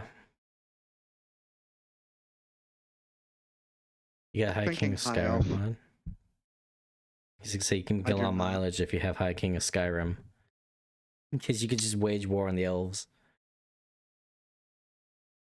Which, by the way, I've downloaded that mod again. much of their power during creation, and as a result, they have been left somewhat comatose in an almost unconscious state. Each of the Aedra can be identified as one of the other planets within Mundus. As I said, they don't usually directly interact. There's nothing with on that mortals. statue. They are usually Oh no, that was limited a to Talos one, never influence mind. only. This disconnect between the mortals and the Aedric gods has made it so each What, culture what can even is Talos the god of? Or is he just like the god of man? develop their own ideas about each god, Yes. and there is 'Cause, you know, no like, god that Dibella's, just like, show beauty up and say, and nah, that ain't me. being Beautiful. born and all that. Daedra can clearly Yeah. interact with mortals and Meanwhile, say, this Chad is what I'm Mara about. over here, like, you Therefore, should get cultures married. You'll be a can't lot really happier in impart their life. own I'll beliefs help you. onto the Daedra besides different What's that names. you like? This You whole like that cute thing girl gets mule? even We'll more just put this complex when we amulet on, start baby. talking about worship and multiple god identities, but we're going to leave that to later. Man, in the don't you wish video. it could just be that First, easy, we are Vulcan? going to talk about the pantheons. Buckle up for a Oh, lot damn, of you're religion. single we're and going ready to to talk mingle? about all the gods Nice. of all Tamrielic cultures. So let's just It's not begin too bad. with the foundational one, the one for our basis of comparison, the Imperial Pantheon. The beginning of the Imperial Pantheon, Let's go, the beginning of Imperials. the Aedra beings known as the Eight Divines, started with the slave queen. I just kinda Alicia, wish they who could began figure the out what they first wanted to be empire of man, stat-wise. Cyrodiil, in the year For the longest time, they were like the charismatic race, but, So what is you know, interesting is that speechcraft before and base this, there Skyrim was kind no of sucks. Xanathar or no And even- Kinnereth. They went by That's what I hate the most, Vulcan, about base Imperials. They every time you hear about them, like, oh, they're the cosmopolitan race. Oh, they're the diplomats. They're the traders. They're like the charismatic, diplomatic race. That's all they are. Not a single point in speechcraft in Skyrim. Not That's a just- single bonus. That's just poor gameplay. You know what they do get? +10 to restoration. Which I guess That's isn't on brand. bad, but that's not like what they are lore-wise. other names, worshipped by other cultures, seen as different deities. The Imperial Pantheon itself is a first era Brands my creation. gears. For example, Kinnereth, the nature goddess, was known as Kine to the Nords and was the god of storms and warrior wife to Shor, who is their Oh interpretation no, you see, of Lorcan. your Ares Anyways, is the very reason similar the to Imperial our Pantheon Mars. was created was to provide a middle ground between those who worshipped the Elven Pantheon, such as the liberated Wait, I just realized something. In the main quest of Skyrim, you meet Shor. Shor is the the Nord version of Lorcan. You physically meet Lorcan. Or at least that rendition of him. So you basically meet the guy that created the world and he just guards Sovngarde. Nordic slaves, and also the Nords who helped them, Base. who believed in their traditional ancient Nordic pantheon. He's just the Alesia bouncer for the combined party. aspects of both sets of gods That was to his create trick He all really along. balanced fucking is. interpretation. He just She wanted is the everyone to reason that party after Auriel, the afterlife. Elven god of time, became Akatosh, the dragon god of time. I'm Because just there is no imagining way it's just that like the a Nords would fucking accept an godly elvish god. frat Now, boy. big heads Yo, up guys, right I got now, this great Akatosh idea. is really You're gonna love confusing it. because at some point a group called the Marikati Selectives actually caused a dragon break apparently to remove the elven elements of Akatosh. But I don't want to get into that here, so you can go watch the Dragon Break video linked below. But also, I will be talking about worship later, and this will be important then. We could one day I'm get also to not going Dragon talk Breaks. about Talos, the Ninth Divine, yet. But for And then now, I think I kind we of have the described it pretty Imperial well. It's just Pantheon, everything's which canon all at consists of once. Akatosh, the dragon god of time, Arche, the god of cycles, birth and death, Dibella, goddess of beauty and art, Julianos, the god of wisdom, logic and magic. I don't really see a lot of art in terms of Dibella. Then again, I guess it's kind of the Nords. What use do they have for art? They're probably more about the sex part, in all honesty. Kinnereth, the goddess of heavens and nature, Mara, the mother goddess of love and compassion, Stendar, the god of mercy and justice, and finally Yeah. we have Xanathar, the trader god of work, commerce, and wealth. These And Ransom, apparently, in the North Pantheon, taught the Nords the value of taking hostages. 8 gods, these imperial interpretations of the divines Or is that that Empress Stendar? Alicia created in the first The one of era are the Probably ones that Xanathar. you are most familiar with. There is also Shazar, considered the lost sibling of the divines, but remember Shazar is the Cyrodiilic version of Lorcan, and Lorcan was killed, mostly. But the big interesting takeaway here is not a large pepperoni pizza from Domino's, Also but the fact got, that the Imperial cult came just like much later Prometheus. than other interpretations and was a direct fabrication, taking common archetypes, which shows that the Imperials don't necessarily have it right. But the same goes for everyone. Oh. I thought that it might be a good idea to talk about the Nordic pantheon next, considering that you may be a little bit more familiar with some of the names from the limited mention in the Elder Scrolls V Skyrim. A more accurate term now would be the ancient Nordic pantheon, as it has been largely supplanted by the imperial versions of the pantheon in the 4th era. The ancient Nordic pantheon is far more Nordic in flavour, based around their warrior culture. Their greatest god is Shor, a bloodthirsty warrior king who sided with the Nords, bringing them victory against the Aldmeri oppressors. He is what you would consider chief of the Nordic gods, and it is Shor who created the ethereal realm of Sovngarde, a utopia for the Nords to enjoy in death after a good life. He was eventually killed by the elven gods. Kine, the goddess of the storm, is the Nordic variant of Kinnereth. Kine is one of the most important gods to the Nords. She is the warrior widow of Shor and also referred to as the Kiss at the end, that would make sense. She leads the souls of slain warriors to Sovngarde. Oh, that's right. The elves just killed him later. With being the mother of man and instructing Parthenax to teach the Nords the Thum. I was gonna say that'd be some fucked up Nordic connotations then if I thought about it. Nords reflected in their interpretations. Hence, then again, I think the general rule is do enough people believe in it, and then yes, it's their version canon. Is called Stun, the god of ransom. He was the shield thane of Shor and taught the Nords how to take prisoners of war and why it was beneficial.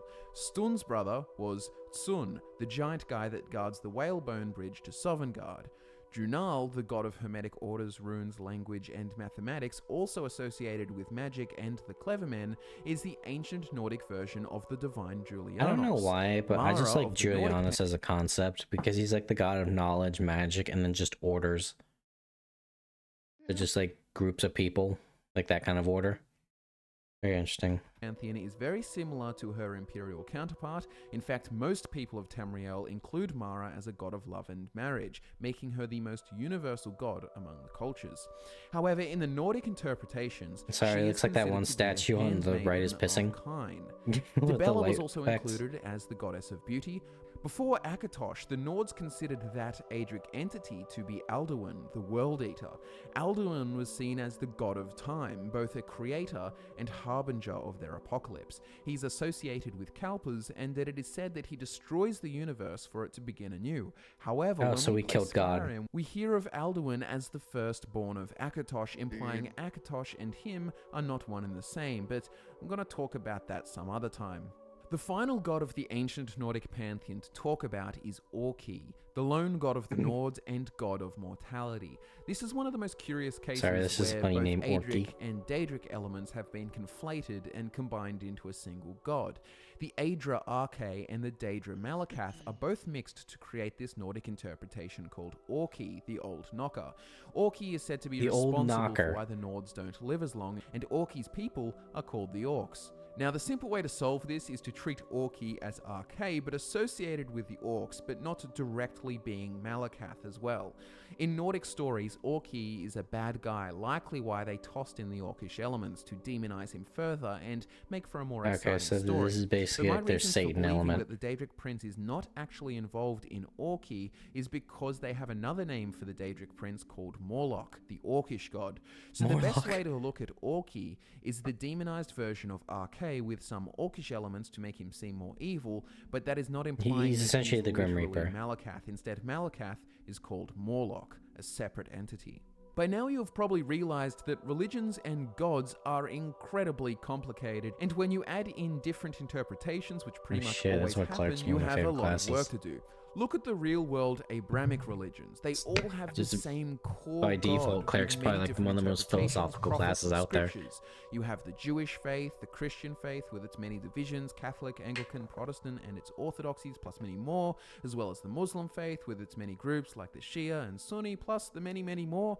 Point is, all of these religions and interpretations all have the same root, talking about the same God of Abraham, but many different versions. In the same vein, all of the different cultures of Elf, Nord, Redguard, Imperial, etc. are talking about the same Adric entities, just very different versions. In one culture, the Aedra Stendar is the god of mercy and justice. In another, he is the god of ransom.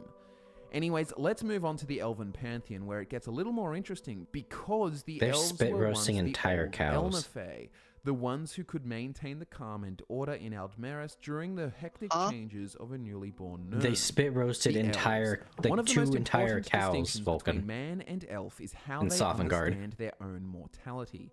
Men usually see it as a gift from the gods. They have been given life. And the elves usually see it as a prison, a trap set by Lorcan who robbed them of divinity. Fundamentally, Fuck you, the elves elves. are very aware I of love their how there's so origins. many like things in fiction of just like the elves fucked up and they lost their divinity and their immortality. Sit and spin, you're like the rest of us. Enjoy life because they ain't gonna be here forever. Once being Et Arda. It's like Remember, that the with Et Arda Dragon were Age the 2. original spirits. They lost their power during their creation of Mundus. The most powerful were the Aedra, but the others became the Elnifey. While the other Elnifey became part of Nirn, or the Wandering, the old Elnifey found Aldmeris where they could create what would become Elven society, a place of calm and order where history and memory could be preserved. Because elves are aware of their original forms as Elnifey and before that the Et Arda, the elves worshipped all of their ancestors. But after the So I take it humans don't remember that because they like wandered like the constantly shifting land and it disorientated them to the point where they just kind of forgot, like fucked with their brains. But the elves remember because they just huddled up and they just took their ball and went home. Aldmer were lost from Aldmeris and found the Somerset Isles, they would soon begin exclusively worshipping only the greatest of their ancestors, creating elevated importance for them, becoming their gods. Now, this is one of the main reasons. Of course, it's fucking like ego-stroking ancestor worship becomes their gods. The Chimer left the Somerset Isles, who would become Not the Dunmer. people that, you They know, made today the still universe. venerate all of their ancestors. So You bitter it's important fucks. to remember that the elves consider all of the Aedra as their ancestors, which is what the word Aedra actually means, our ancestors. So greatest among them, their most important god, is Auriel, known by the races of man as Akatosh, but they kind of become separate. It gets fiddly, but let's stay on track. Because the Auriel elves is just the elven can't god of cope time with the and fact that king they of the might Aldmer. worship the same Most thing as Ultima humans. and Bosma claim direct ancestry from this god. There is Magnus, the architect of Mundus and god of magic, who fled at the last moment of creation, creating the sun. Trinimac, the strong god of the Aldmar, was Auriel's right-hand man and knight. He was eventually eaten by Boethia and transformed into the Daedric prince Malakath. Xerxes is the god of And shout out. ancestry and secret knowledge, who began as a scribe. Kind of funny how like Malakath is like the god that's literally born from excrement. And you know, there's something kind of cool about that, right? Is like he just came out of the fucking ashes. But then you have Nirmina, who's literally like the god of eating shit. Which I think she is, because she's like the He goddess keeps of track revolution of and all all that. Aldmeri accomplishments, big and small. We also have Mara, goddess of love, but to the elves, she was the wife of Auriel. Stendar, god of mercy, is there, but in early legends he is seen as an apologist of men. There is also Sirabane, the Sorry, god guys, ancestor of magic, sorry and the also humans are a Finaster, the thing. hero god of the Ultima. Of The more I learn about the fucking elves, the more I hate them. Like, oh, who's this god? Oh, we don't like him because he's a fucking human apologist. They don't deserve to live. course, We're there better. is Lorcan, seen as the betrayer Dickheads. and the missing god, but a very important god called Ifri, god of the forest and spirit of the now, is worshipped by the Ultima, Bosma, Falmer, and Breton alike.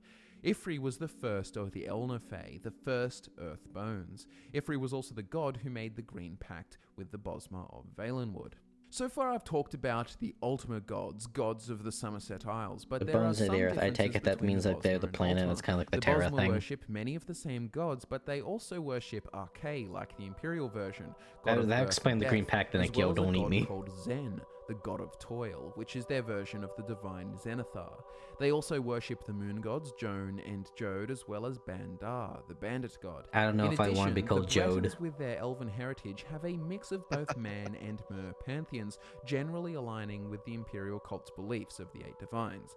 I guess I ought to mention the other types of elves that fall outside the typical variations of the elven pantheon, the races of Mer that worship the Daedra. So the Orcs or Orsama were Trinimac's ancient followers who were turned into Orcs when Boethia ate Trinimac and turned him into Malakath. As you would all well know, the Orcs worship their god, the Daedric prince, Malakath. How's that work? Like he just comes out and then he just like, because he's cursed, it spreads to his followers? Hold on to the worship of Trinimac. The Chima, who were led by the prophet Veloth, left the Somerset Isles with the help of what they call the Good Daedra, Boethia, Mephala, and Azura. The Chima Those are okay. Maybe Azura's okay as long as you like call her pretty once a day. Worshipping parents, grandparents, well, I don't know about Mephala or Boethia. Their family trees, essentially. But in addition, they worship the 3 Good Daedra. There are also 4 Daedra collectively called the 4 corners of the House of Troubles, which are to be placated and appeased rather than worshipped. They are often considered the testing gods. They are Malakath, who tests for physical weakness, Sheogorath, who tests for mental weakness, Mehrunes Dagon, representing the inhospitable terrain of Morrowind, and Molag Bal, who tries to ruin the purity of Dunmerry bloodlines. Of course, there is also the millennia-long stint of the Tribunal of Living. This is actually a pretty genius idea to get constant worship if you're an evil god, if you think about it. Of like certain Daedra, you focus on their like weird backwards good aspects, because you know, like the god of lies, right, is like it teaches you to be tricksy. Yeah. And I think Boethia's thing is like there's a story of like Boethia gets summoned by like a bunch of their followers and like, all right, you're gonna prove to me that you're actual followers, motherfuckers. And so the first one's like, oh, I worship you, I'm the head priest, I love you, Boethia. And then Boethia sets them on fire. And like, okay, well, what about me? I love you. Immediately dead. And this happens until there's like 2 of them left. It's like, okay, now which of you 2 are most deserving of my like affection? And then one just looks at the other and he fucking stabs and murders him. And like, well, I'm waiting. I'm the most worthy because I'm alive and he's not. So I can see that being like kind of teaching them strength in a way, like survival of the fittest, like cunning, survival, and then just, you know, worshipping mommy Daedra. So you focus on those, and then you get into like try to appease, not so much like worship the other ones by giving them offerings and stuff. That's actually a really smart idea for an evil god, or like an evil pantheon to like be justified. Living gods. Perpetual worshippers of the 3 Good Daedra is the reason that the it's not like Chelax where they're just a bunch of French demon worshippers just because. The 3rd era, the Dunmer have reverted to the worship of the Pathfinder needs some bad guys. Called the Reclamations, rather than the worship of the now dead or disappeared Almalexia, Vivek, and Sotha Sil. But with that aside, let's now move on to the 2 other pantheons of Tamriel that have particularly unique interpretations, beginning with the Yakutans, aka the race of man you know as the Red Guards. If you are familiar with Redguard history, then you would know that they come from an entirely different continent called Yakuta, hence they have an entirely different... I love how the entirety of Elder Scrolls so far has been on one continent and we have not explored anything outside of that. Pantheon of gods, yet many can be connected with the Aedric divines. Now there is a distinction to be made. There are 2 political sides to Hammerfell, the Crowns and the Forebears. Crowns are more traditional and still worship the Yakutan pantheon, whereas the Forebears basically worship the Imperial pantheon with some Yakutan flavor, names and such. So let's begin with guys, just say you worship them, it's okay. So firstly we have Satakal. I mentioned before that he is a combination of the original cosmic forces Anu and Padme. He is also pointed out to be similar to Alduin in some respects. He is also called the World Skin because the worlds rest on his scales. Satakal is a serpent eating itself. Eventually it reaches its own heart and that marks the end of the universe, but then it sheds its own skin and the universe begins again. Every time this happens, everything dies, yeah, that's straight and just begins what again. Alduin was. However, This was until the spirit called Ruptga, also called Tall Papa, figured out a way to survive the process. This process Tall was Papa. called Walkabout, and Ruptga set the stars in the sky to show the other spirits how to do the same. Ruptga, by the way, is the Yakutan version of Akatosh or Auriel. Eventually, though, there were too many spirits to keep track of, so Ruptga creates Sep from the dead skin of the past worlds to help him regulate the spirit trade. Sep is the Yakutan version of Lorcan. Sep, being the dead skin of the serpent Satakal, is driven mad by its hunger, and in his madness, he convinces some of the gods to help him make an easier alternative to the Walkabout. This, of course, is the world as we know it, and the spirits who followed Sep become trapped here to live their lives as mortals. Sep is punished by Tall Papa for his transgressions, but his hunger lives on as a void in the stars, a non-space that tries to upset mortal entry into the far shores, which is the Yakutan afterlife. There are more nuanced details to this, but perhaps I will talk about them in another video. This video So that's is probably more already like the big enough. Sethith aspect, right? Next, If we he's have supposed to be like the Tuaka, Lorcan tricky part of god, Chaos. Yakutan god of souls. Tuaka, before the creation of the world, was the god of Yeah. nobody really cares. Not my words, that's actually a direct quote from a book in-game. When Tall Papa undertook the creation of the Walkabout, Tuaka found a purpose. He became the caretaker of the far shores and continues to help Red Guards find their way into the afterlife. Tuaka's equivalent would be Arche in the Imperial Pantheon. Zenithar is also represented as Zet, the god. I will say this is very much a warrior culture religion. When, like, the creator god himself is helping you, like, go to the afterlife. God of farms. Morwa, the teat god, is the Yakutan fertility goddess, fundamental deity in the Yakutan pantheon, and favorite of all Tall Papa's wives. Morwa Mara. is always portrayed as four-armed so that she can grab more husbands. Morwa is the Damn. same entity as Mara in other pantheons. Even her marriage to the time god is the same in the Yakutan pantheon.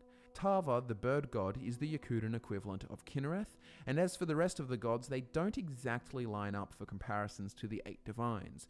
Onsi is the So far all of them seem to have basically the same pantheon, but just like a little different. So that it's enough similarities to where it justifies, like, if the gods were supposed to be like physical like entities, it would be justifiable in saying you're right so far. Yakutan war god, Hunding, the make-way god, and one of Hunding's avatars, Diagna, is the orichalc god of the sideways blade. There is also the saint of the sword called Leki, daughter of Tall Papa, whom they worship.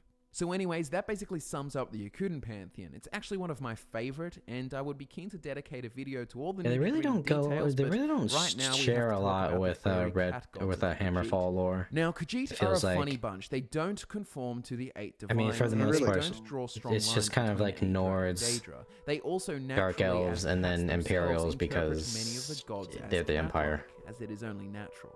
First important god, Alkosh, the Dragon King of Cats, and you guessed it, he is the Khajiit version of Auriel / The Dragon Akatosh / King of Cats. My furlickers in Christ. Tall That's Papa. just say it's Never a say fucking that Also have again. dragon Mara, like the mother rest cat, of us. Wife of Alkosh, and like most interpretations of Mara, love, fertility, etc., that's all her sphere. Riddlethar is the sugar god, or the Two Moons Dance, the cosmic order deity revealed to the Khajiit by the prophet Ridthar. The god of moon Ridata sugar, the of Main. course. Riddlethar Khajiits are is never more beating the so a allegations, cosmic man. It's force baked or into set their of culture. guidelines rather than a god, but then again, he has had avatars, so that implies some level of personification / godhood. You also have the Did a moon little bit of gods Rama. Jode and Joan, who are very important and determine the very biology of the Khajiit through the lunar lattice. There is Srendar the Runt, the god of mercy, aka Stendar of the Imperial Faith. The Runt. Kenathi, god of winds, Wow. is their version of Kinnereth. They also worship Bandar, the bandit god, like the Bosma do. Rajin is the purring liar, the thief god, most famous burglar in history, who became worshipped as a god. Magrus is the cat's eye, the Khajiit version of Magnus, popular with magicians. Azura is the Daedra Azura, who in legends was involved in the creation of the Khajiit from It's just elves. Azura. Shegarath is the skooma cat, mad god, and equivalent That's very accurate. Fucking Sheogorath is just a cat on crack. I like that. Hercene is the hungry cat. It really who is Hercene, dead on. the Daedric prince. Sengen, the blood cat, is the god of death and secret murder. Sengen's worship is hidden from Cat's eye. I kind of for like who it. can control Dude, the urges Khajiit of pantheon's blood. just Now, what hilarious. is interesting is that by name he would seem to relate Like to Mehrunes the deity Dagon, Sengen, the but six-armed secret murder and red death seems to giant be more of closely related to the destruction and Father, upheaval but and they know just her natural as a separate disasters. entity. It's What one is of the he? stranger He's a cases fucking where angry the Daedra's kitten interpretation throwing a tantrum. actually differs substantially. There is also Namira, the Great Darkness, who is the enemy of the living. And that is this the is most the Daedric prince accurate that we know as Namira, depiction but in their we will religion, Yeah, ever like it get. is on a it really does. significant Although, role. you know, in Finally, all honesty, I think if anyone was going to be like the angry kitten, you're going to have to hear me on this one. I think it might have been Molak Ball. Because if you really think about it, Vulcan, as fucked up as Molak Ball is, he's basically an incel. No one loves him, and he takes it out on everyone else because of it, and he just does not know how to love.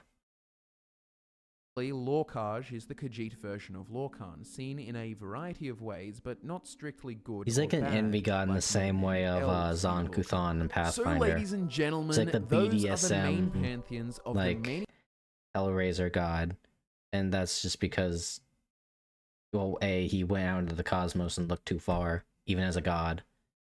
And then, I mean, he's a god of envy, and it's just like taking out himself and others, which is why there's a lot of like masochists and sadists in his pantheon. Many people of Or in his Tamriel, faith. far more complex than just the 8 divines plus Daedra.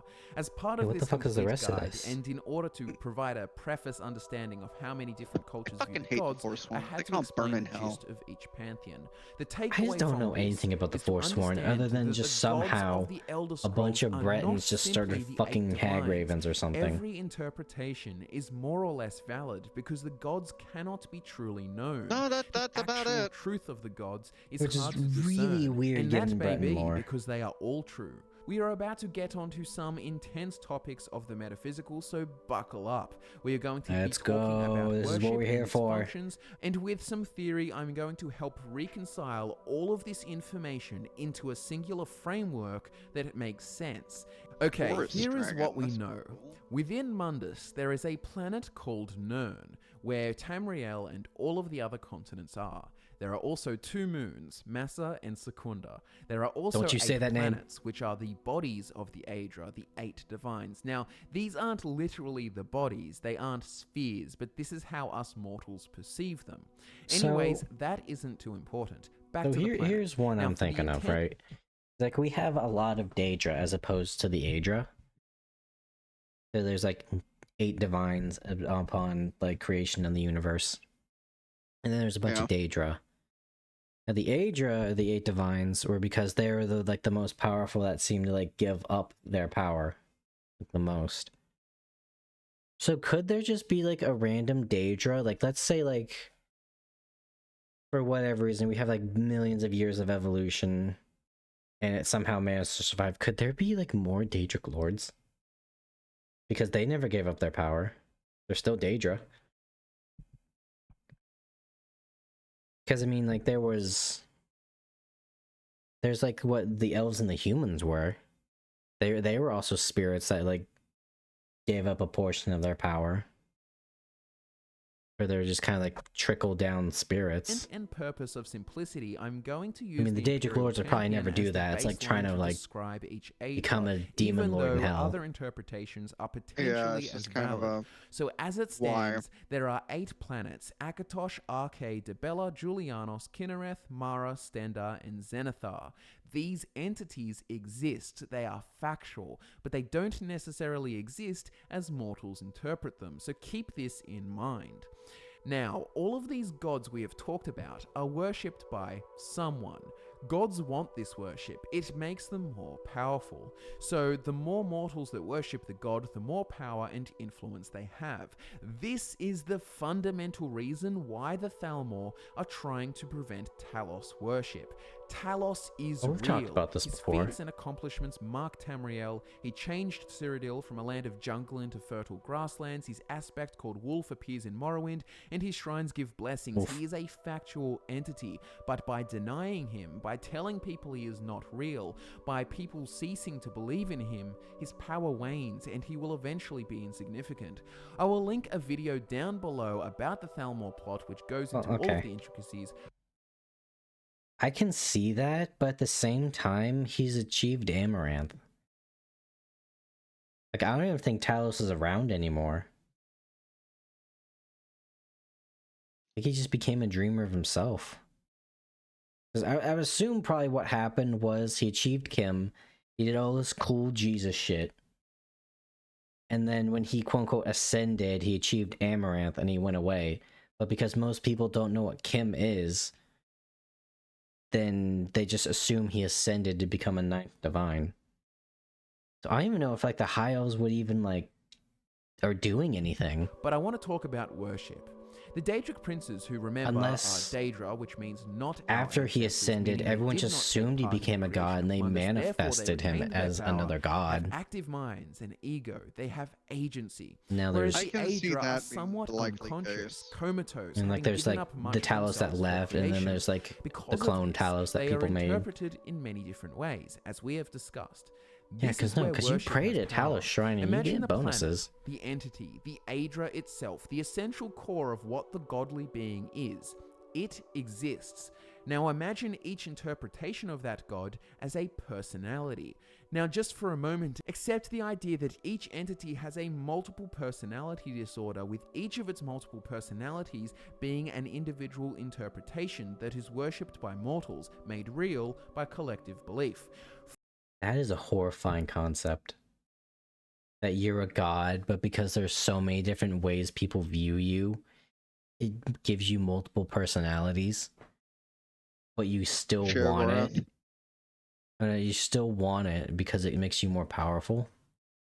That's wild. Like, you're all technically the same thing, but you're also not. Gorath, though, I think is a little different. Like, yeah, he's insane, but he's also Jiggalag. Which, For example, let's honestly, look that at aspect Stendarr. of Stendarr makes... in the Imperial Pantheon I was thinking of all the Daedric Lords, Jiggalag is probably my favorite.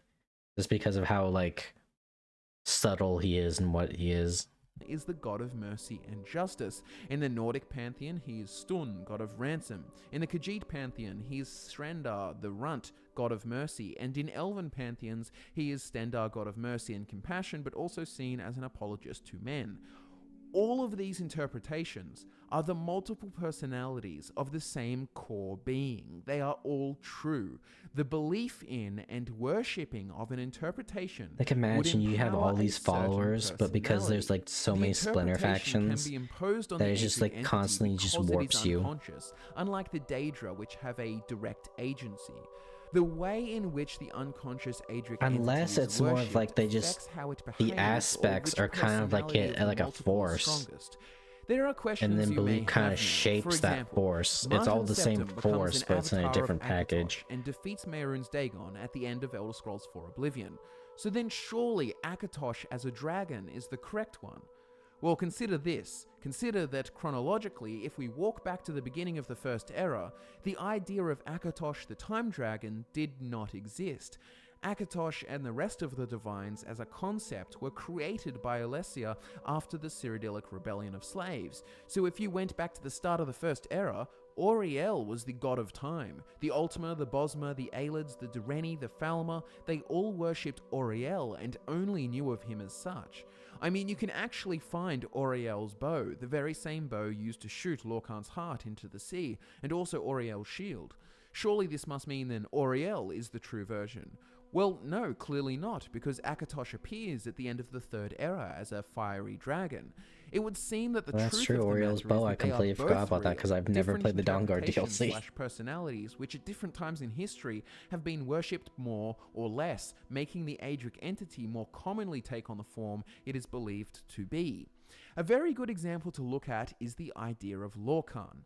By the Nords, he is known as Shor, and Shor created the it was ethereal Shor. realm called Sovngarde. Sovngarde is 100% real. We have been there in Elder Scrolls V Skyrim. So, does that mean the Nords have it right? But what about all we know about Lorcan? The Nords can't be right, can they? But then there is also the Far Shores of the Yakuden mythology, the Redguard afterlife, which is a real place and is ventured to as part of a quest in ESO. The caretaker of the Far Shores is Tuaka, the Yakuden version of Arcade. But does that mean the Yakuden version is the correct one? Do you see the problem? We have evidence for the existence of multiple different gods, from different pantheons, from different mythologies, of different cultures, that all simultaneously exist. The existence of Akatosh does not dismiss the existence of Auriel. The existence of Kine does not dismiss the So now existence it's of Kinnereth. making me think of The like, it's kind of like existence a Shor does force not because all dismiss these the gods are so existence of similar. Vulcan. We are then forced to accept They the like fact that manifest they in are multiple all ways, I true guess. and all have evidence for their own interpretation's existence. Now, within the framework of Adric entities with multiple personality disorder, this starts to make a lot more sense. Then when you consider that the worship of these personalities increases their power, things start to make even more sense. You may need a while to digest these ideas before we move on, but if you find this framework and way of thinking useful, then we may be ready to move on. But before we do, I will leave you with this interesting notion. If we accept the proposition to be true, then that means that mortals, through worship of certain interpretations, shape the gods and help determine how the gods use their Adric influence, which in turn helps shapes the events of Mundus. This notion comes with the realization that it is a two-way street. Like fucking clay, and we Mortals mold affect them the into gods through worship, eventually and houses. gods then affect mortals back. So if my society collectively begins worshipping the Adric entity Akatosh as a time dragon rather than an elven deity called Auriel, then eventually the Adric entity, the core of the god, will have the Akatosh personality take over, and the Auriel personality will diminish. This explains why, for example, that while Auriel seemed to be dominant throughout How would the mythic Bretons history, do then the when they're idea of half-elves? Akatosh becomes dominant with the rise of the First Empire, and over time the personality shifts, but Auriel is still real, just a lesser part of the Adric entity. I hope this is making sense. I feel like I'm explaining the plot of the movie Split. It is for this reason that the truth of the Elder Scrolls is so hard to discern, because the nature of the universe itself is somewhat flexible. That, as well as an unreliable narrator, doesn't make it easy. Have a look at the Dragon Breaks video in the description. You'll see how spastic and free-flowing the Orbis can be. So in this section, we are going to further almost like explore it's a some dream. crazy ideas, mainly revolving around retroactively changing the past. I think this will be best started off with an example that punctuates the case. We won't dive into Chim, but let's focus on the Adric entity of time that goes by many different names: Akatosh, Auriel, Ruptiga, Alkosh. Originally, let's say this entity is worshipped as Auriel, the elven god. Using the framework I previously discussed, the elves worship Auriel, and this gives strength to the idea of Auriel, the interpretation, or the personality, you could say. Auriel exists, and so did the things he did. You know what I'm getting out of this, Vulcan? What? It just takes one good crusade to kill a god. Yeah, they really just fucking murdered Auriel for fun. Like using his bow to shoot I'm saying, Lorcan's so you know, heart if we into the kill those sea. filthy Then bitch comes ears, along Alessia, and she comes or up with worshipping the idea their of gods, Akatosh. She has you a know, do a rebellion, little what starts they're an doing to empire, us. and now you have a lot of people worshipping See, I the want the same Pelinal Adric video. I entity want to of time, know. but they call it Akatosh, and Akatosh I is need a to know dragon. about him. Akatosh is not I've got a elven. Pelinal The video Adric in the entity queue, of time Vulcan. now We has can two watch it next. interpretations, aka two personalities at the same Well, time. if this is a The fucking elves worship hour-long Auriel, video. and the men worship Akatosh. Actually, it's almost over. But It's the got like 4 elves minutes and left. men also believe in different I've mythological been here histories. that long? The Oh my men god. believe that I've been Akatosh streaming with Shazar for was willing to an sacrifice hour and themselves for 46 creation, minutes. whereas the elves believe Auriel was tricked by Lorcan, aka Shazar, into the scheme of creation. So which of these stories is correct? I mean, Well, before if my Slay Akatosh, the there Princess was only Auriel, so it would be videos safe are to anything to assume go that the by, I elven really like version is this like correct. abstract god Or are we shit. safe to assume that? Over time, people worship Akatosh more and more. Auriel becomes less popular, and over 3 empires of man, you have widespread Akatosh worship, making Akatosh the stronger personality of the Adric entity of time, as shown by his dragon avatar in the end of the Third Era, in Oblivion. But now you may say, well, it doesn't matter, the past is still the past. But what about Oh, so wait, Sovngarde then? You see, so we Sovngarde was straight just created kill a by god at the Shor, end of the Nordic interpretation main of quest. Vulcan, but Sovngarde is real. Yes. So doesn't that confirm Shor as the true interpretation, including his history and origins? But that doesn't line up with the others. Now I'm confused. I'm just kidding. The point I'm trying to make is that time isn't and can't be consistent. Certain things I mean, all had it to does have a happened, dream even if they logic to it that contradict. really And does if you watched sell our videos the on Dragon Breaks, you would know that this has happened in Elder Scrolls it really history. A does weird sell situation like the where time god Godhead spazzes out and the idea. timeline splits into multiple scenarios, but is somehow reconciled and rejoined into a single timeline. This creates So, precedence Mike, you ever have for a dream multiple where like there's versions of somebody there creation and then all it just being immediately true becomes somebody else, simultaneously. but your So Lorcan dream is a logic still betrayer and functions? trickster, while also being Shazar, who So taught you the just ancient accept mothers it? Had a dream and like that. fathers, while also being Shor, who built More or Sovngarde less have and died lucid fighting dreams. against They give the me elves. extreme deja What this vu all for the comes next down week. to is the because idea things that in my dream have perception happened in is real life. reality, but taken to a fantastical level. This means The classic all deja perceptions, vu even the ones example that exist is at like the same time, aka you played hockey Auriel, last week Akatosh, and then you bend Rutger, over to rake all leaves real and you're in and the same all time position. God at Huh, the that's a same weird time. feeling of deja vu. This whole idea is what gave birth to concepts such No, for as me it's Coda. I Within had a the internal conversation in a dream framework a of week the ago. Elder Scrolls, I have that things exact like conversation a week later. Palpers, Dragon Breaks, etc. Probably because can you dreamed all about it, you're ultimately probably lead to more the inclined to conclusion talk that about your it. own headcanon is Well, I've true. had that happen game a is few kind of times, and I canonized actively have to headcanon, take if a that second makes and just sense. go, It's what the essentially fuck what the Elder happened? Scrolls are. They're timeless metaphors for fantastical imagination. Ladies and gentlemen, I think that is a good note to end on, and I hope what I presented you with is a somewhat satisfying conclusion. The framework of the Adric entities with multiple personalities reconciles the fact that there are multiple cultural versions of each god that are all proven to be real in some respect. I mean, yeah, And again, the they're all existence of so Dragon close to Breaks each other also that they're allows for proven the right. reconciliation of multiple It's kind of creation like, stories and mythology. how would I put this? It's like the difference between a god of justice and a god of retribution, you know? Yeah. Like one has like a bit more like darker, like I'm gonna hunt you down, motherfucker vibe, but at the same time you can correlate that they're kind of the same thing. Mythological origins. It's easier to imagine multiple different truths or timelines or versions of reality all coming together and converging at a single point, and that is the games you play. And where again, there many are generally truths just like a exist, few like if even cultural contradictory. things across multiple Anyways, religions thank that you are guys all so kind of much for thing. watching all the way through. You know, Please do Tyr give is a this god video of a like if you justice, enjoyed and it. Nemesis Religion, is like a mythology, god of and gods are justice some of my favorite topics in in the the Elder Greek Scrolls, as well pantheon. as other fantastical worlds of imagination, in addition to even real-life religions and mythologies. I am so grateful to be able to share this passion with you guys, and I'm very keen to see what you guys think in the comments below. Thanks again for watching this video. My name is... That was a good video. I like that. His name was Scott. His name was Robert Paulson. Very good video. I like that. That was the complete guide to gods and Elder Scrolls. Now, let's talk about the person that the gods endorsed. Divine sanctioned elf murder. Genocide. I'd like to ask you a question that's highly relevant. And this one is by Pancreas No Work. I think they do a lot of Warhammer videos as well. I say it's just fucking total Warhammer on the screen. Yeah, Pelinal No Whiestrake. shit. Look, I just looked down and looked at the name. I didn't This see what was in video. front of me. Do you hate elves?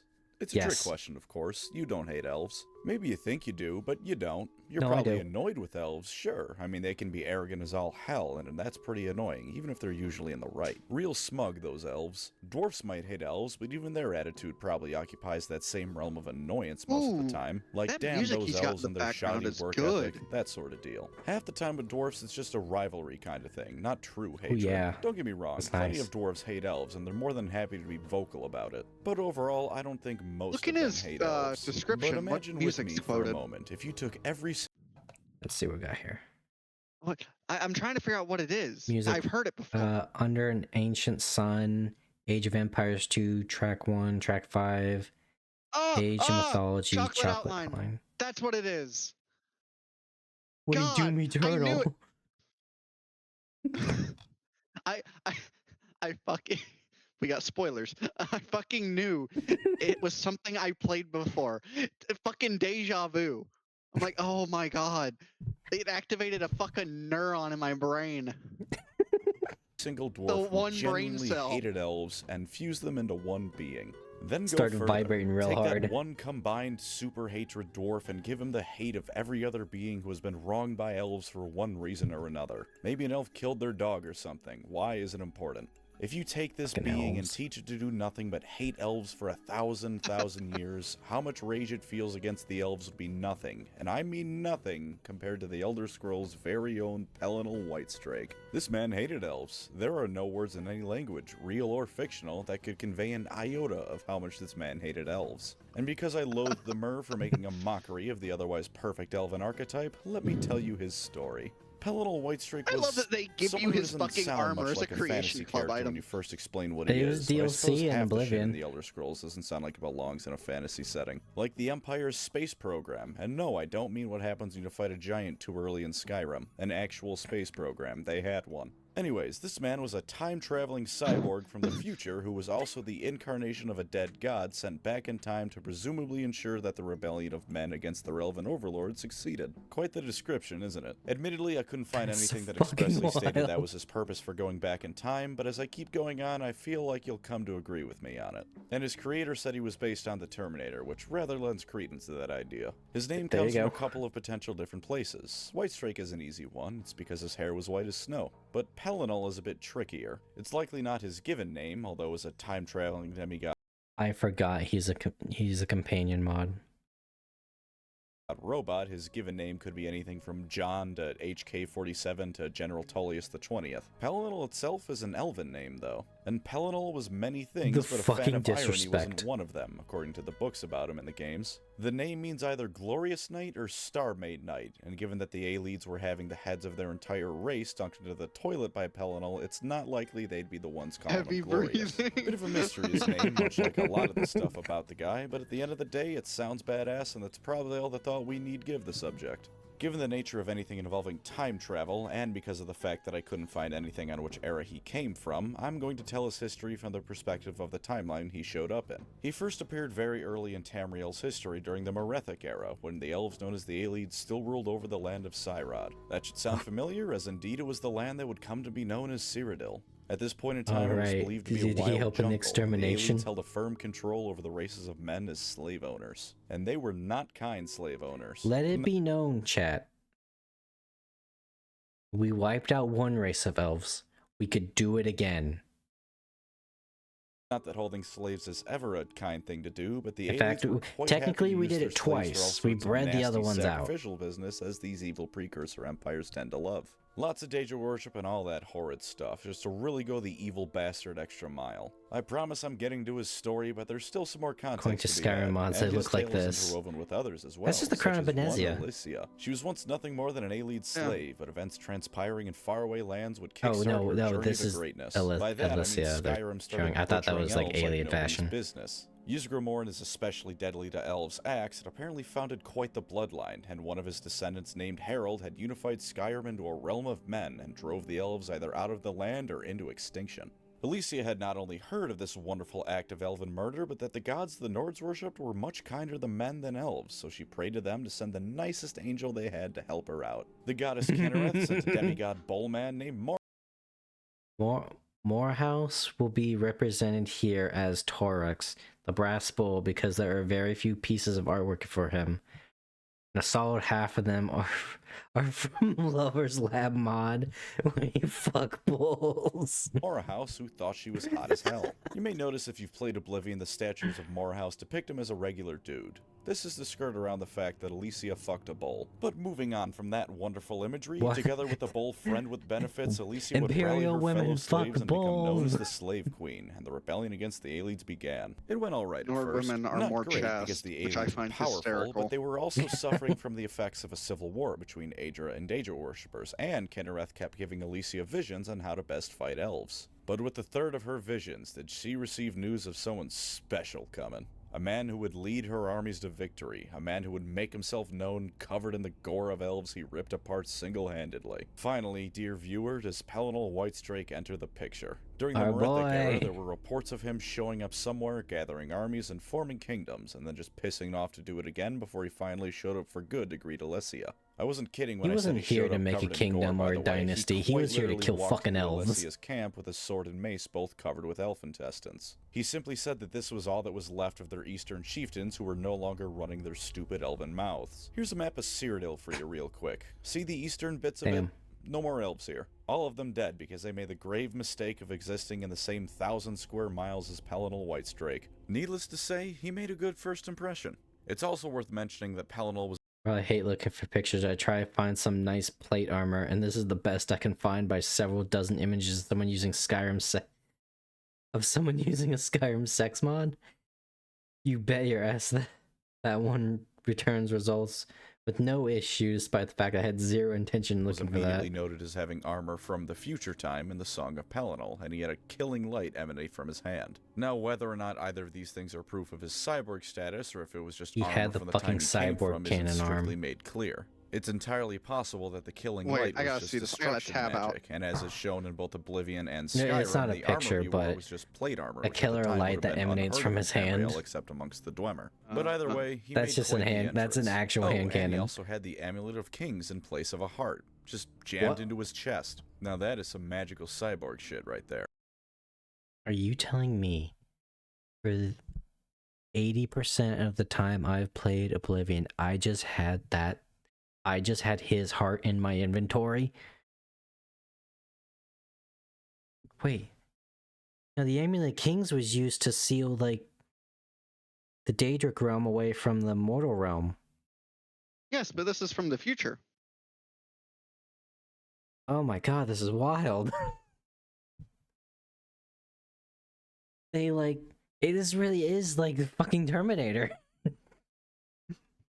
And from The- there, the Pelinal seal Whitestrake proceeded between to quickly worlds get was to just work in doing his what we chest. all know and love him for, murdering elves. And by Like killing elves? Tell me it... Wait, what? Like killing elves? Tell me it is killing elves.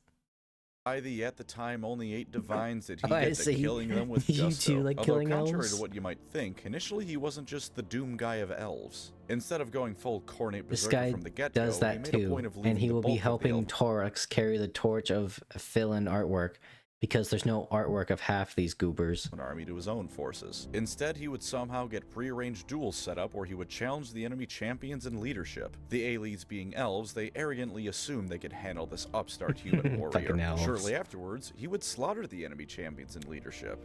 Now, the first few times this happens, I get it. We're in a fantasy setting, so maybe the first couple of guys hadn't heard about how he turned the entire eastern realm of the elites into a vacant parking Dude, what lot. was his Maybe the guy future who like cast then? the long-distance message spells was just feeling sick that day. It can happen. But by the 12th time this happens, what do you have to gain by accepting? Honor? Is it about keeping your reputation? Because the guy whose neck veins he ate probably kept neither. This is when he did that funny thing where he screamed ate the some name of of his neck Riemann veins? Cyrodiil, by the way. Which is especially worth mentioning because of how it affects the whole time travel deal. Was he just a big fan of the guy? Did Riemann or someone else send him back? Because if Pelinal was from a timeline where the elites were still in control, how the hell would he know Riemann's name? And if that isn't the case, we get the situation where Pelinal was sent back in time from a timeline that was already won, so why bother sending him back? You know what? I'm overthinking shits it, and and either gigs, way, and it's it went too incredibly far. badass. Also funny. Riemann didn't even found the empire that was going to come about from the slave rebellion, spoiler alert. That's several thousands of years later. Imagine Achilles screaming out George Washington's name at the Battle of Troy. This pattern of Pelinal killing the people in charge repeated itself several times across Cyrodiil. The names of most of the people he dueled aren't really important because they only exist to die by Pelinal's robotic hands. The guy whose neck veins he ate was called Haramir of Copper and Tea, and the only reason I'm bringing that up is because that is the dumbest name I think I've ever heard. Who calls themselves that without turning red from embarrassment? I am the Lord of Copper and Tea, whatever, you stupid nerd. Pelinal also cursed a different elite lord to prevent him from resurrecting, showing that he's got some brains to match all that brawn. Now I admit, I'd That's perhaps kinda slightly smart. exaggerated about him killing every single elven chieftain and leader in the You know what that was, Vulcan? What? Consume the elixir. Pretty much. It's like, well, then every morning I'll just cut off your limbs one by one. East of Cyrodiil. What really happened is he killed a bunch of them, and Chaotic then within good the span of Pelinal. a year, actually wiped them all out at the head of Alicia's armies. Which, honestly, is more impressive. Off-screen kills are always kind of vague, and detractors of Whitestrake might say it actually took decades because of how super awesome the elves are. But this took a measly year. 1 year in the eastern portion of Cyrodiil is certifiably elf-free. That's the Pelinal wiped guarantee. out He simply could the not western be stopped. part of Any elven weapon Cyrodiil that managed to hit of him elves just in a didn't year. work, and soon enough he had slaughtered his way to northern Cyrodiil. Alessia had sent messengers to Skyrim asking for help, and when they finally made it to Pelinal, presumably by following the trail of burning cities and bodies, his hair had been stained brown with elf blood. Is that how that works? I don't know, but it's awesome.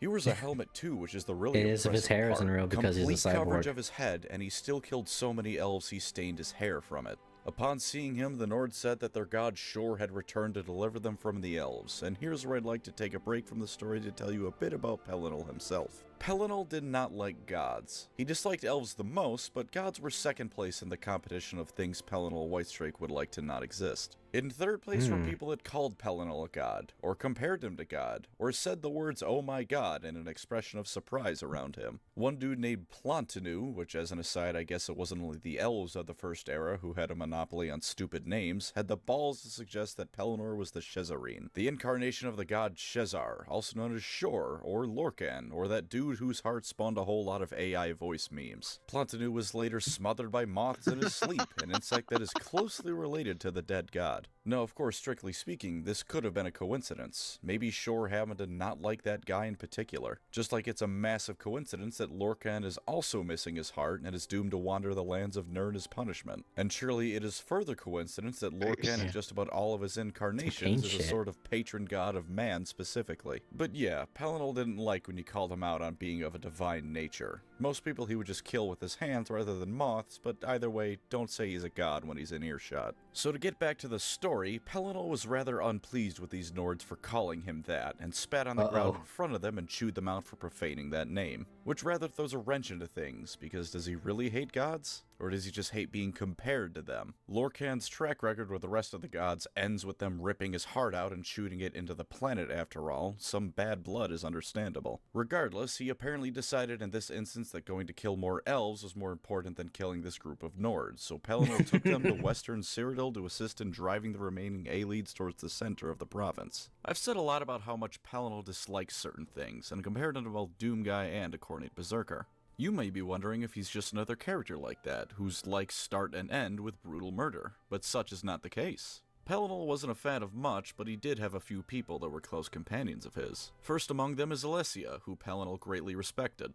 He regarded her as being a woman of action, and in fact she was one of the only people who was allowed to remark upon him being anything but mortal as she could back up what she said. His exact words were that Alicia enacts rather than talks, as language without exertion is dead witness. I'm assuming that means that Alicia doesn't just spout bullshit and puts her money where her mouth is, but whatever you want to imagine that line is meaning, it's clear Pelinal held her in high regard. You might also notice that I keep switching how I say her name throughout the video. That's because you all make fun of me for how I pronounce things, so I might as well do it on purpose this time. Next up is Morahouse, the bowlman that Alicia had a kid with. Morahouse was considered by Pelinal to be his nephew. Whether or not this is literally the case is left unclear, and the author of the Song of Pelinal books mentions that it might have just been for divine shits and giggles they considered each other as uncle and nephew. But regardless, they were close. They fought alongside one another in combat frequently, and Pelinal held his prowess as a warrior in especially high regard, as he would never instruct the bowlman on how to fight or lead. And if Pelinal Whitestrake says you're hot shit, you're probably hot shit. Morahouse was the only being who was not only allowed to talk about Pelinal being a god, but who Pelinal also admitted to his divine nature to. The specific conversation mentioned in the song is about Pelinal warning Morahouse not to fall in love with Alessia, as when gods fall in love, they can change the world and not necessarily for the better. Which is a wonderful bit of hypocrisy from the divine cyborg, as we come to the third major character Pelinal is close with. The hoplite named Huna, a man who Pelinal rescued from slavery and trained to be a warrior. He was also Pelinal's boyfriend. I guess since they couldn't have kids, this time it was alright. No doubt Pelinal was undertaking some gold medal winning mental gymnastics to justify this while also telling Morahouse he couldn't sleep with Alicia. Or maybe he was just weirded out by the whole bull fucking a woman thing, but didn't want to be too on the You nose can't. You're about gonna it. set a real bad Tragically for precedent. Pelinal and Huna, All but wonderfully Imperials. for everyone who wants to You see fuck elven that heads on Imperial pikes, woman. Huna was killed in combat against the Aelids, and now we get to the really fun stuff. Because Huna's death sparked the first of what is simply called Pelinal's madness. Before this, Pelinal liked killing elves. No doubt when he was in the thick of combat, he was having the time of his life. But there was a method to it.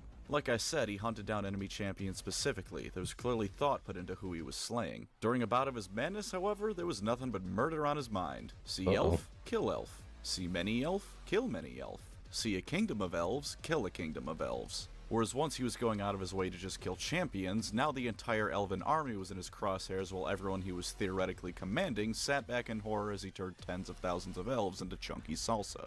Doom Guy for elves has finally come out to truly shine. He would even shout out to Akatosh and say that he did this for their see a shared rendition of madness, this, is and said how that many he saw just fucking Akatosh kills by watching himself. him watch Akatosh. Although I do have to wonder if Pelinal was watching Akatosh watch Pelinal watch Akatosh watch Pelinal watch Akatosh.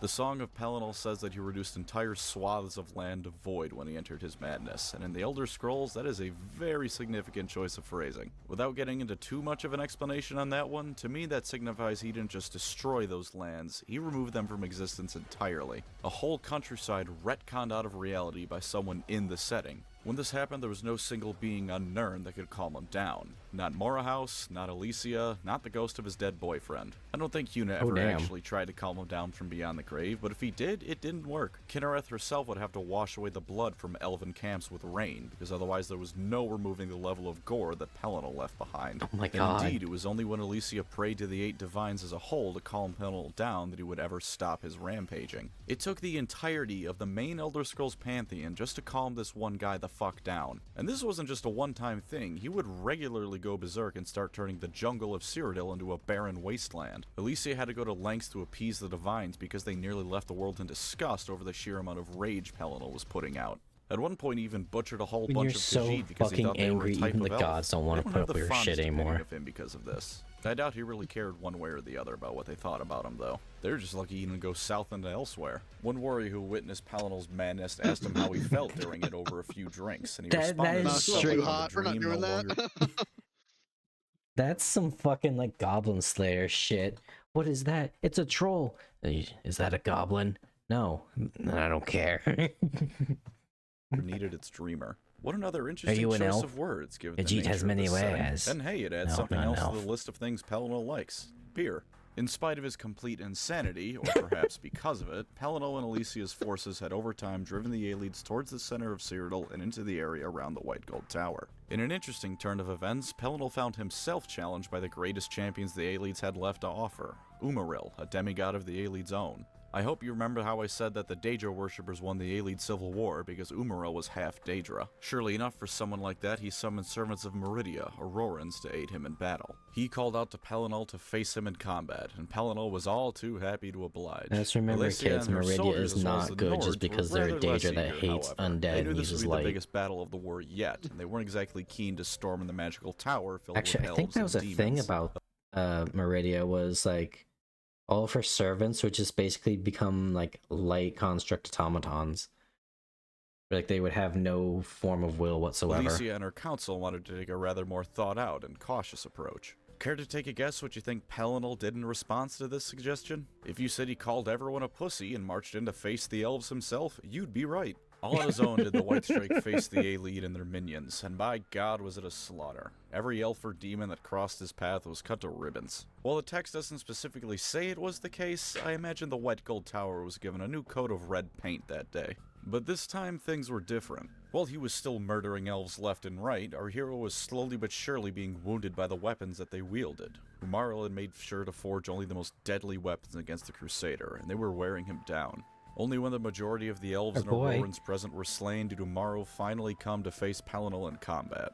They had quite the epic battle. They were described as being equally matched. Two warriors of legend come to face each other. An incarnation of the Daedra fighting an incarnation of the creator of the world itself. But for your consideration, Pelinal was more or less crippled and worn down after fighting through an entire army all by himself. For those of you inclined to Warhammer comparisons, which given my usual content I imagine is most of you, this was like Sanguinius fighting Horus after days of constant battle. But unlike Sanguinius, Pelinal finished the job, because the rage the Primarch of the Blood Angels felt was nothing compared to the rage Pelinal felt when confronted with a person with knives for ears. Pelinal ripped off Amaral's wings and killed him dead. Just to rub salt in the wound, he called Amaral's helmet the ugliest thing he'd ever seen, and said his ancestors must have all been bitches to end up siring such a worthless being as Amaral was. And the last remaining A-Lead kings facing the Crusader, who until now had presumably been busy quietly shitting their pants in the corner, flew into a rage and cut the weakened Crusader into 8 pieces. His dying screams were heard by Damn, they got Alesia fucking and her war Caesared. council, and with the blowing of Morahouse's war horn, they stormed the gates and slew any elves they could find. Which wasn't many, Fucking because all they really cowards. saw were a few elves who had already started running away, and a whole lot of corpses. Morahouse found what was left of Pelinal, but because cutting this man's head off only started the process of him dying, they had a long talk about things that only Morahouse would ever know. Pelinal warned Morahouse that Amaral was not truly dead and would one day return, and that no longer could he protect mankind from his wrath. Despite this, Alesia's slave rebellion was successful, I bet that in was no a small part DLC. because Pelinal's kill Nice count and was at nine. least equal to that of the rest of the army combined. And after that last conversation with his nephew, Pelinal Whiestrake finally died. The Chezarine knew peace, and could dream forevermore. Except no, he couldn't quite yet, because apparently he was present at Alesia's deathbed. And because of that goddamn time-traveling thing, I have no idea how this works. Was it his ghost? Did Lorcan manifest as Pelinal one last time, just so Alesia could die with a familiar face by her side? Did he stop by her deathbed first, before he traveled back in time? Was Michael Kirkbride mainlining LSD when he wrote this? I give up. You need a No, damn degree in absolutely. Elder Scrollsology to understand what's happening half the time. This is beyond me. I'm pretty sure the only Elder reason we definitively Scrollsology. know he's a cyborg is because Michael Kirkbride called him a swarm foam warp fractal from the future in a blog post once. How much And longer before do you we ask, have no, I don't know what that means of this either. video? Regardless, 4 he minutes. shows back up in Oblivion as You an pause it actual so I can go spirit run and this get a water. time. Yeah, sure. Godspeed, I'll be back as soon as I can. No problem. I fucking love Pelinal, chat. So good. Wait, what the hell? No, that's not right.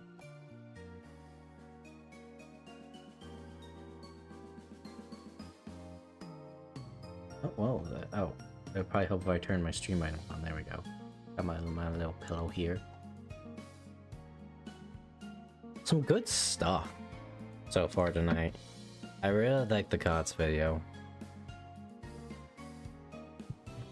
And of course the Pelinal one is just... It's just peak badassery.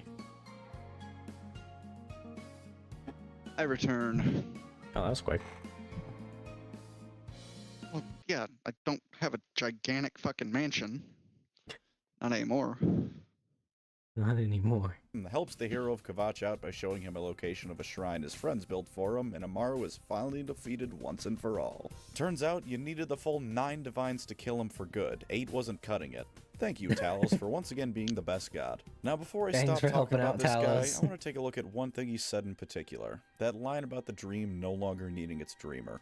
There's a few ways you can interpret that, and I promise I only stole one of them off of someone's Reddit explanation of the line. The most mundane possibility, and the one that I'm stealing, is that the line refers only to Pelinal's madness. That once he enters that state, it's self-perpetuating. The dream is his madness, and it no longer needs any input from Pelinal to keep going. That is to say, he no longer has to want to kill elves to keep killing elves, as his madness exists for Just one kills reason them alone, so and that's to hard kill he every doesn't even elf need on to the try. planet. It's the least interesting explanation in my opinion, but Kills it's also the one with that his leads eyes to the most closed. elf murder, and in the Elder Scrolls, that's something I support. And it would explain why the gods themselves were needed to calm him down. He was incapable of doing it himself. Nothing short of divine intervention would snap him out of You his strip trance. the Hulk. The second explanation is one that you could probably see coming a mile away. Chim. The whole thing about realizing the Elder Scrolls is a dream of a sleeping being known as the Chim, Godhead, Kim. and gaining god powers from that as you start lucid dreaming. That's a very simplified explanation, because going into more would extend this video's length by about 3 hours, but that's the gist of it.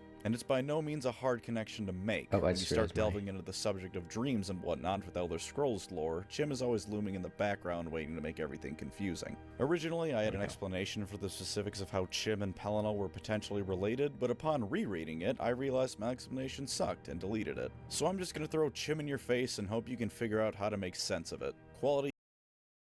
Vivek's a fucking tool. Like someone's using him. He's a dork. Okay, so let's see here with the Chim. So what did he say again? It's like when the dream no longer needs the dreamer. Yeah. There's no way he's like the manifestation of the Godhead. That'd be wild. Unless he's already achieved Chim and he realizes he can achieve Amaranth and he doesn't because he just wants to kill elves. YouTube That's work like right his here. purpose. But personally, I believe something else. I think it still has to do with Lorcan, but I don't think it has anything to do with Chim. Lorcan in many of his incarnations is a god of men. Perhaps the dream was not Nirn and Mundus, not Chim, but Lorcan's desire for mankind to be able to prosper without his interference. With Pelinal's madness pretty much clearing Cyrodiil of all the elves that would see mankind kept subjugated, this dream no longer needed its dreamer. Mankind no longer needed a Shezarene, and by extension Pelinal, to keep itself safe. He single-handedly slaughtered his way to a brighter future for mankind, and his dream could now be free without him any longer being needed. Or maybe I'm entirely wrong. That's the fun thing about Elder Scrolls lore. It's very interpretive. And not interpretive in the GW way, where everything might be true, but might also just be in-universe propaganda because the company wants to have a cop-out for everything that might annoy people. It's interpretive in a there's generally no single right answer kind of way. So maybe I'm overthinking it, or maybe I'm underthinking it. I suppose the truth of that theory ultimately depends on whether or not you like my answer. And I talk out of my ass quite a lot, so I understand if you don't like the answer. Either way, thus finally ends the tale of Pelinal Whiestrake. May he rest easy for all time, knowing he did more to kill elves than any other being in fiction.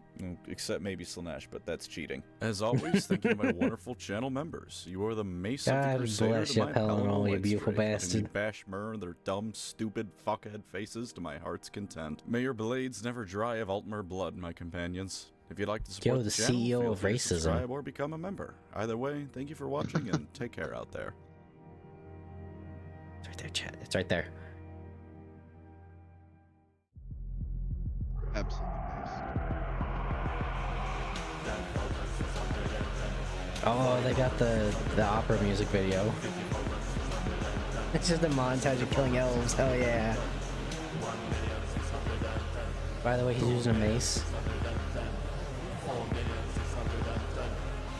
Big brain magic elves, huh? Yeah, your brain's gonna be real big when it's got a fucking dent in it. Speaking of, there is the animated opera. Yes, the animated opera. This is mandatory.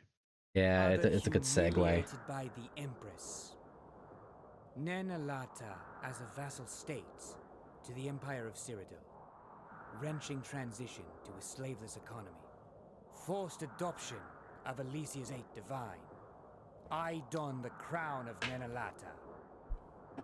Rising sense of futility and doom.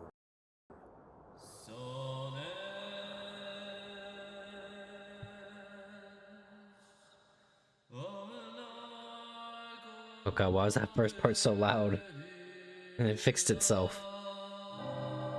So I guess chat, how does it sound for the rest of you? I mean, it looks good. Hell yeah.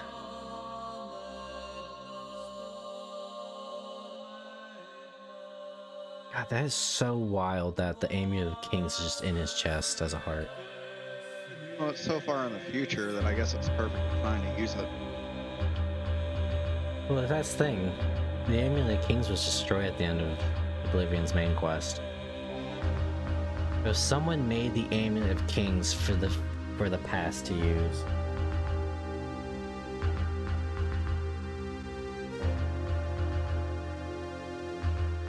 then there's the man bull that's just a bull. Oh, 1 second, chat.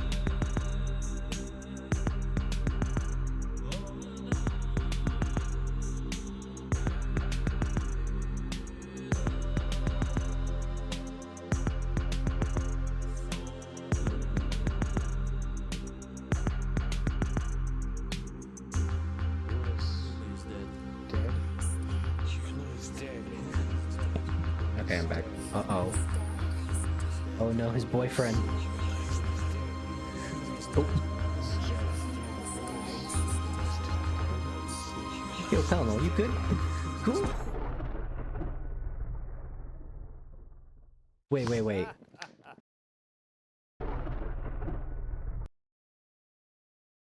They spelled out his name with severed elf ears. Yeah. God, I love elf murder.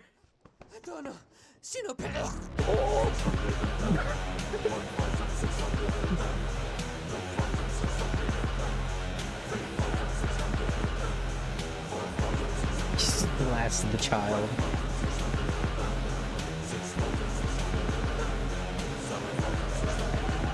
Better just have that child die quickly, you know.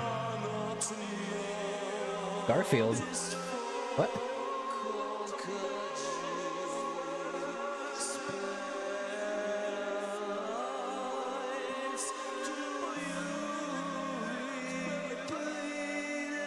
Do it, Pelinal. There might be connection between Wood Elves and Khajiit. Kill them. Can't be too sure.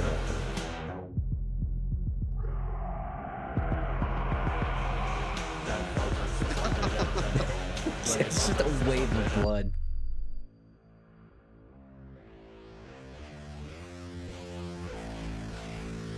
Oh, that's cute that you got shields.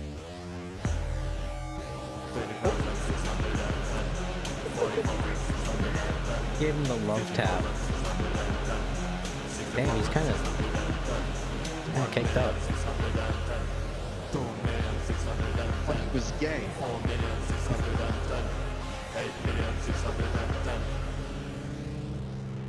Fucking cowards.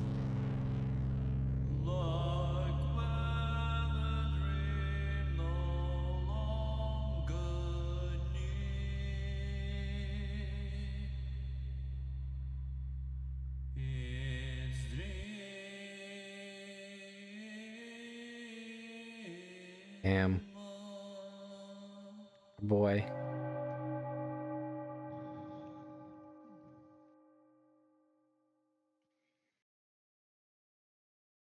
God bless Pelinal Whitestrake. There's nothing much more I can say. Yeah. Alright. It's a little cracked.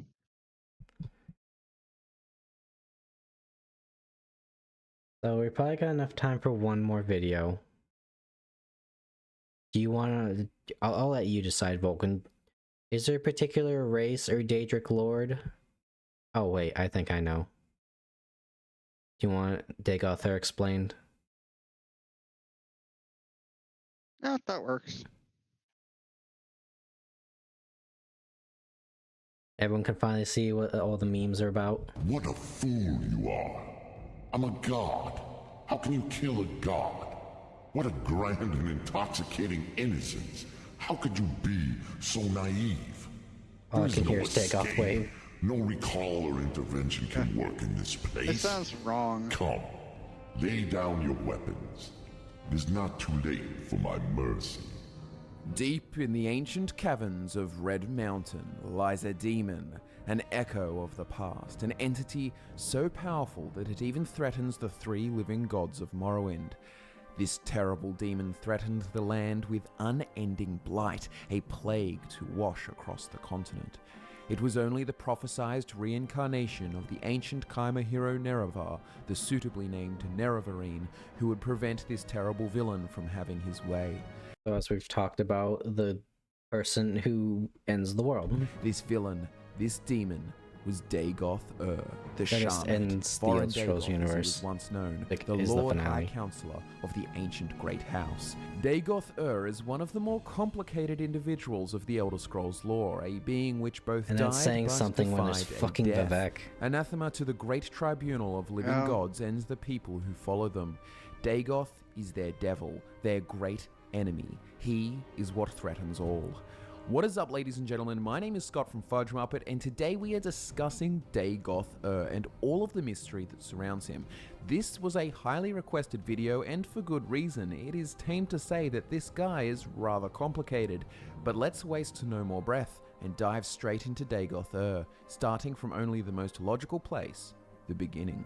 Like most religions and gods, living or not, there is a genesis, a beginning, and then forth come those gods or angels, the characters of the mythology, whatever form they may take, as they interact, and as a reflection of human nature, they often divide and fight. Like Lucifer, the fallen angel of the Christian faith, Dagoth Ur too had less than sinister origins. To understand the context fully, you must first be aware that the Chima were an elven offshoot who worshipped the three good Daedra, Azura, Mephala, and Boethia, as well as their many ancestors. These Chima in Morrowind, a place then known as Resdayn, forms the great Like, out of all the ones you call the good Daedra, you're gonna pick the two that are the most, like, backstabby and call them the good Daedra? Like, Boethia is straight up just, like, stab you in the back, survival of the fittest, upheaval, yada yada. And then Boethia is straight up just the goddess of flies. Houses of the Chima, and amongst them Like were secrets. also the Ashlander tribes. Without You ever do turning her this quests into an in, intensive Skyrim, history Vulcan? lesson, I will fill you in Mephala? on Do what's what in happening. Skyrim? Welcome to the War of the First Council, Sorry, an you event cut occurring out for around me. the 700th year of Mephala's the First Daedra Era. quest?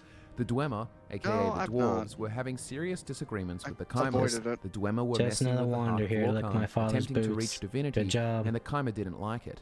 So the once allied she straight up groups just turned on turned each one other. of The Dwemer clans Balgruuf's formed their armies, sons and so into did the Dwemer. Chima Great Houses. The Great Houses, along with the Ashlanders, united under a great leader named Indoral Nerevar. The weapon's a bit This weird, though. war of It's the like a First two-handed Council katana culminates that, in the like, Battle gets of stronger the Red more Mountain, companions you which kill. in true Elder Scrolls fashion gets really confusing by giving us multiple versions of events, and it is often said that a dragon break occurred at this time, making all contradictory events happen at once, but then being reconciled in the timeline going forwards. Here is a little bit of trivia for you. In a 2005 interview, Douglas Goodall stated that during the development of Morrowind, there was no official account of what happened at the Battle of Red Mountain.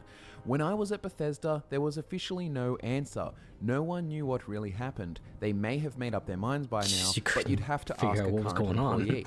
So at the time of the law's creation, even Bethesda didn't have an officially correct version of events. Anyways, let's try focus in on the common threads, and in particular, Voron Dagoth of the Great House Dagoth, so we can understand the essence of his character. Rip the house In on most the wood. versions, Voron Dagoth is a close friend and trusted ally of Indoral Nerevar.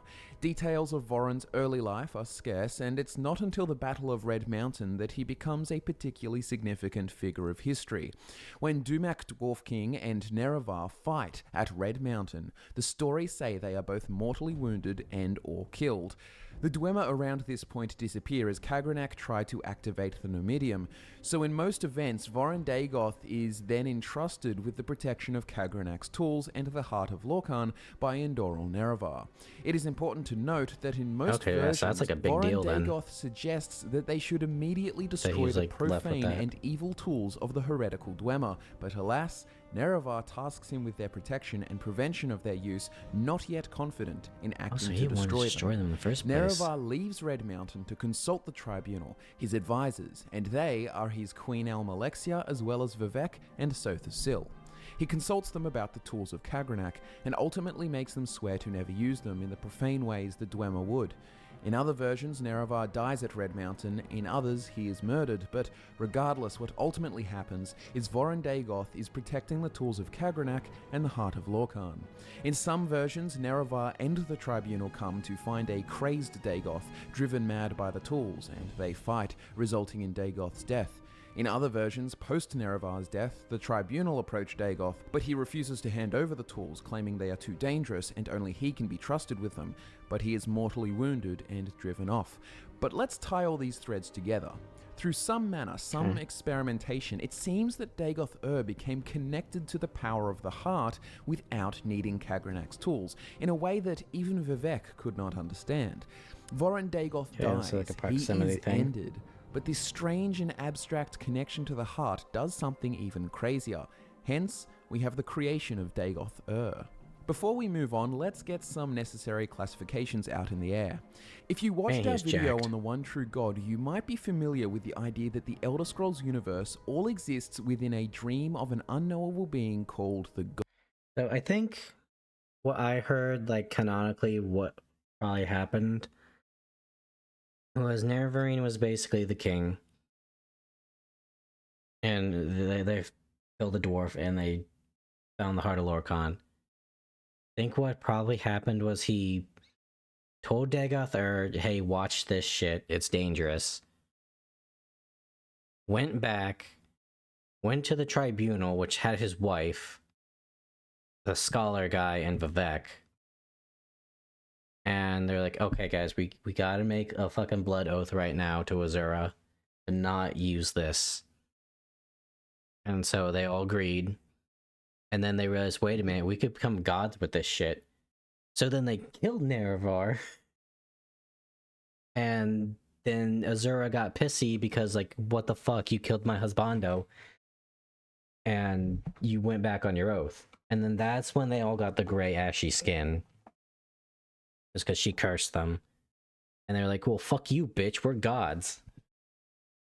And then I guess they drove off Dagoth?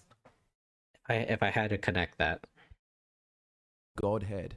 When a part of the dream, aka a person, becomes aware of this fact, they either zero-sum, like the Dwemer, which is the understanding that they are in a dream and they cannot rationalize their own existence, therefore they cease to exist, or you can achieve Chim, which requires a very big ego, and you need to be able to realize that you are in a dream and that you are part of a greater being, but still be able to say that I am and believe you are still you, even if contradictory to your understanding of the universe. We'll take that somewhat confusing concept and reverse it. Then we have the curious case of Dagoth Ur and the anti-Chim, as it is called amongst the people of the Elder Scrolls lore community. Oh, you realize you're in a dream, so you realize that you can't die. You can just keep coming back. So I do have an afterlife video planned, as requested by many of you guys, and I will talk about the dream sleeve more in that He perhaps, cracked the but code. The idea is that when a person dies, their soul goes to whatever afterlife they believe in, and then eventually their souls are reset and recycled. But because of Dagoth Ur's unique connection with the heart of Lorkhan, something odd happened in his death. He is stuck outside the cycle of death and reincarnation. He is awake in death, and when he sleeps, he dreams of reality, projecting himself, aka Dagoth Ur, into the reality of Mundus. What it boils down to is Dagoth Ur achieved the opposite of Chim, a so-called anti-Chim, because instead of coming to the realization that he is part of the Godhead, and all a part of some other being's dream, he believes that all of reality is part of himself. It is for this reason when you destroy the heart of Lorkhan, Dagoth Ur simply disappears. There is no body. Keep in mind, like, this is like the actual heart of Lorkhan. The guy that created the universe with the other god's power. Remains no ectoplasm because he doesn't actually exist within reality in the conventional sense. It's almost like Dagoth Ur believes he is the Godhead-like being, the being in which all reality exists. Stick around because I will try and clarify further. I get that it sounds kind of strange, but bear with me. Let's read Sermon 15 of the 36 Lessons of Vivek, and I'll chime in with commentary to guide you through. There were the days of Resdania when Kaima and Dwemer lived under the wise and benevolent rule of Almzavi and their champion the Hortator. So this opening line is referring to the time of the Kaima when Almzavi, aka Almalexia, Sothasil, and Vivek, along with their Hortator, aka Induril Nerevar, ruled. When the gods of Veloth would retreat unto their own to mould the cosmos and other matters, the Hortator would at times become confused. This is saying that when the gods of Veloth, meaning the good Daedra, Azura, Mephala, and Boethia, would sometimes not be present, doing their own godly things with the cosmos, it left Indoril Nerevar without guidance, and this guidance would be replaced by his tribunal of advisors. Vivek would always be there to advise him, and this is the third of the 3 lessons of ruling kings. The ruling king will remove me, his maker. This is the way of all children. His greatest enemy is the Shamat, who is the false dreamer.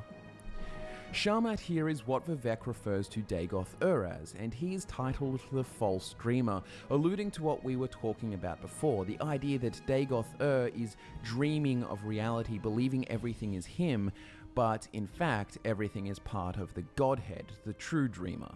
You or he is the shingle, Hortator. Beware When the did he wrong start walking thinking path. like this? Did he Beware just the go crime of crazy after they benevolence. killed him? Behold him by his words.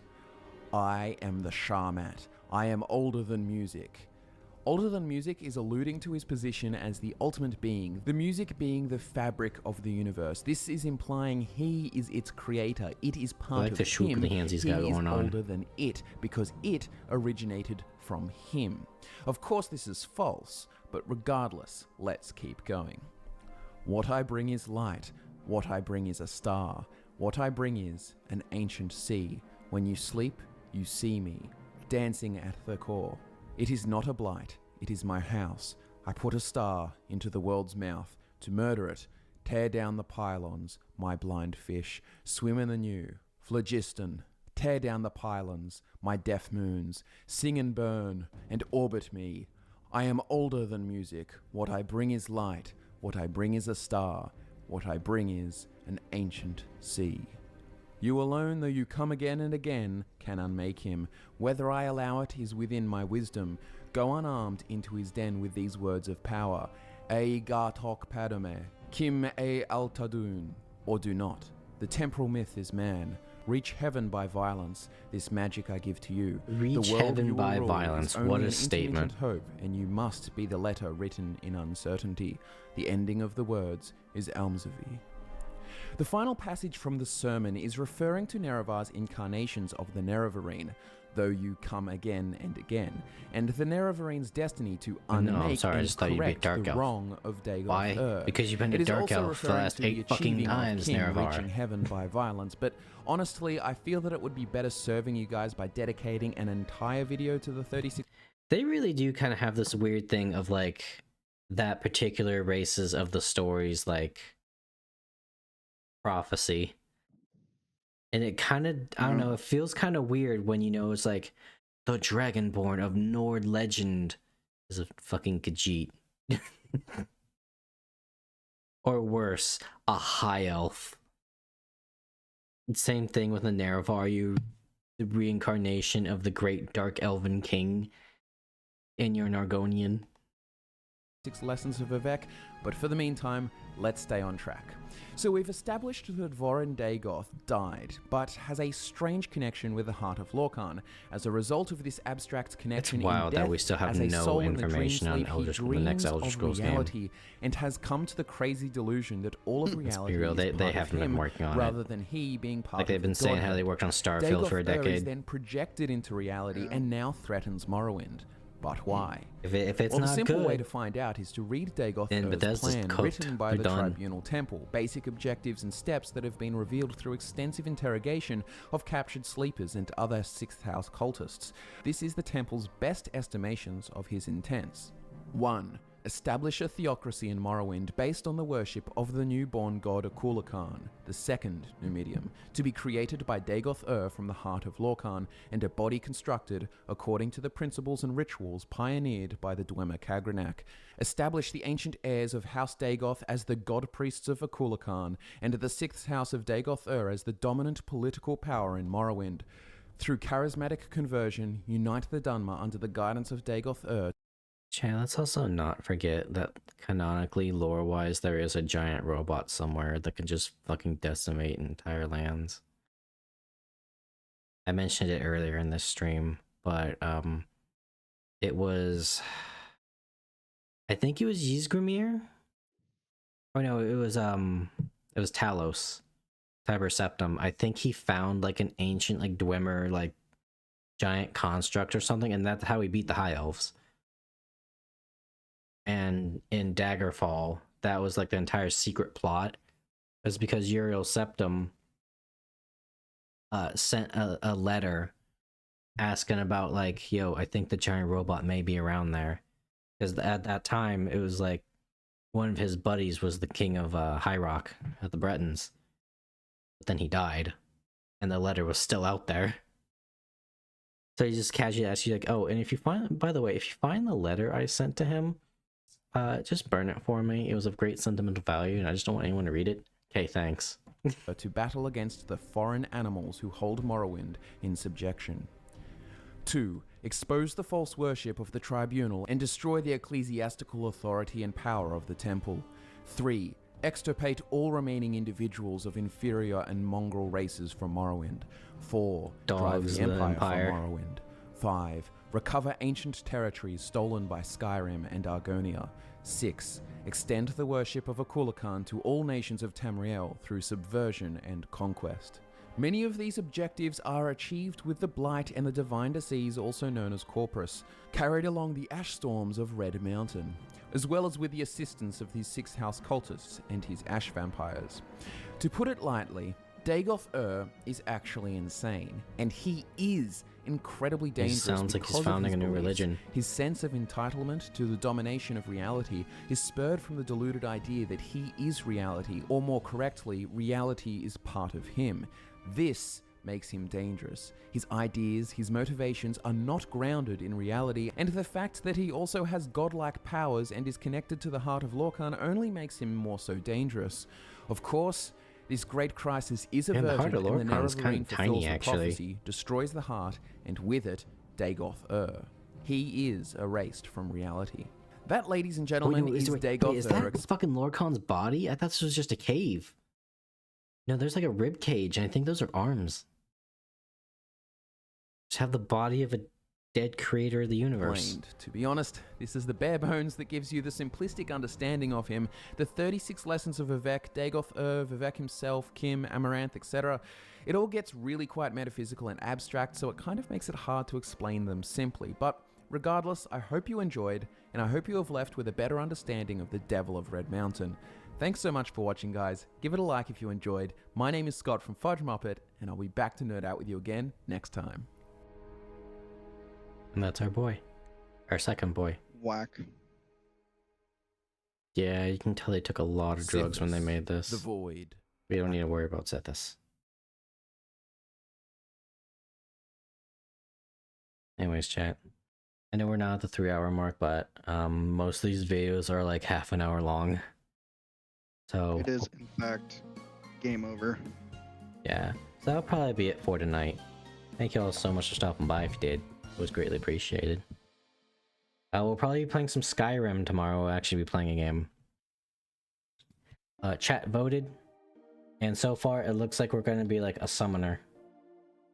So heavy on the conjuration. Probably be a Breton. Because I legitimately like Bretons. They're cool. Yeah. Other than that, let me double check the events calendar. Oh, and then the day after that, we'll be playing Batman Arkham Asylum. Like at some point, I have to play those. They're a big part of the Hawk House. My dad has 100%ed all of those games. Except Arkham Knight. Because nobody finished Arkham Knight. Yeah, when that game came out, Arkham Knight was so bad when it came out, Steam removed it from their store. Because it was just unplayable. But yeah, that'll be it from me tonight, chat. Vulcan, you got anything else to say before we head out? That's it. That's all I got. Take care, everybody. Achieve Kim, and really think about the Godhead tonight. Bye-bye.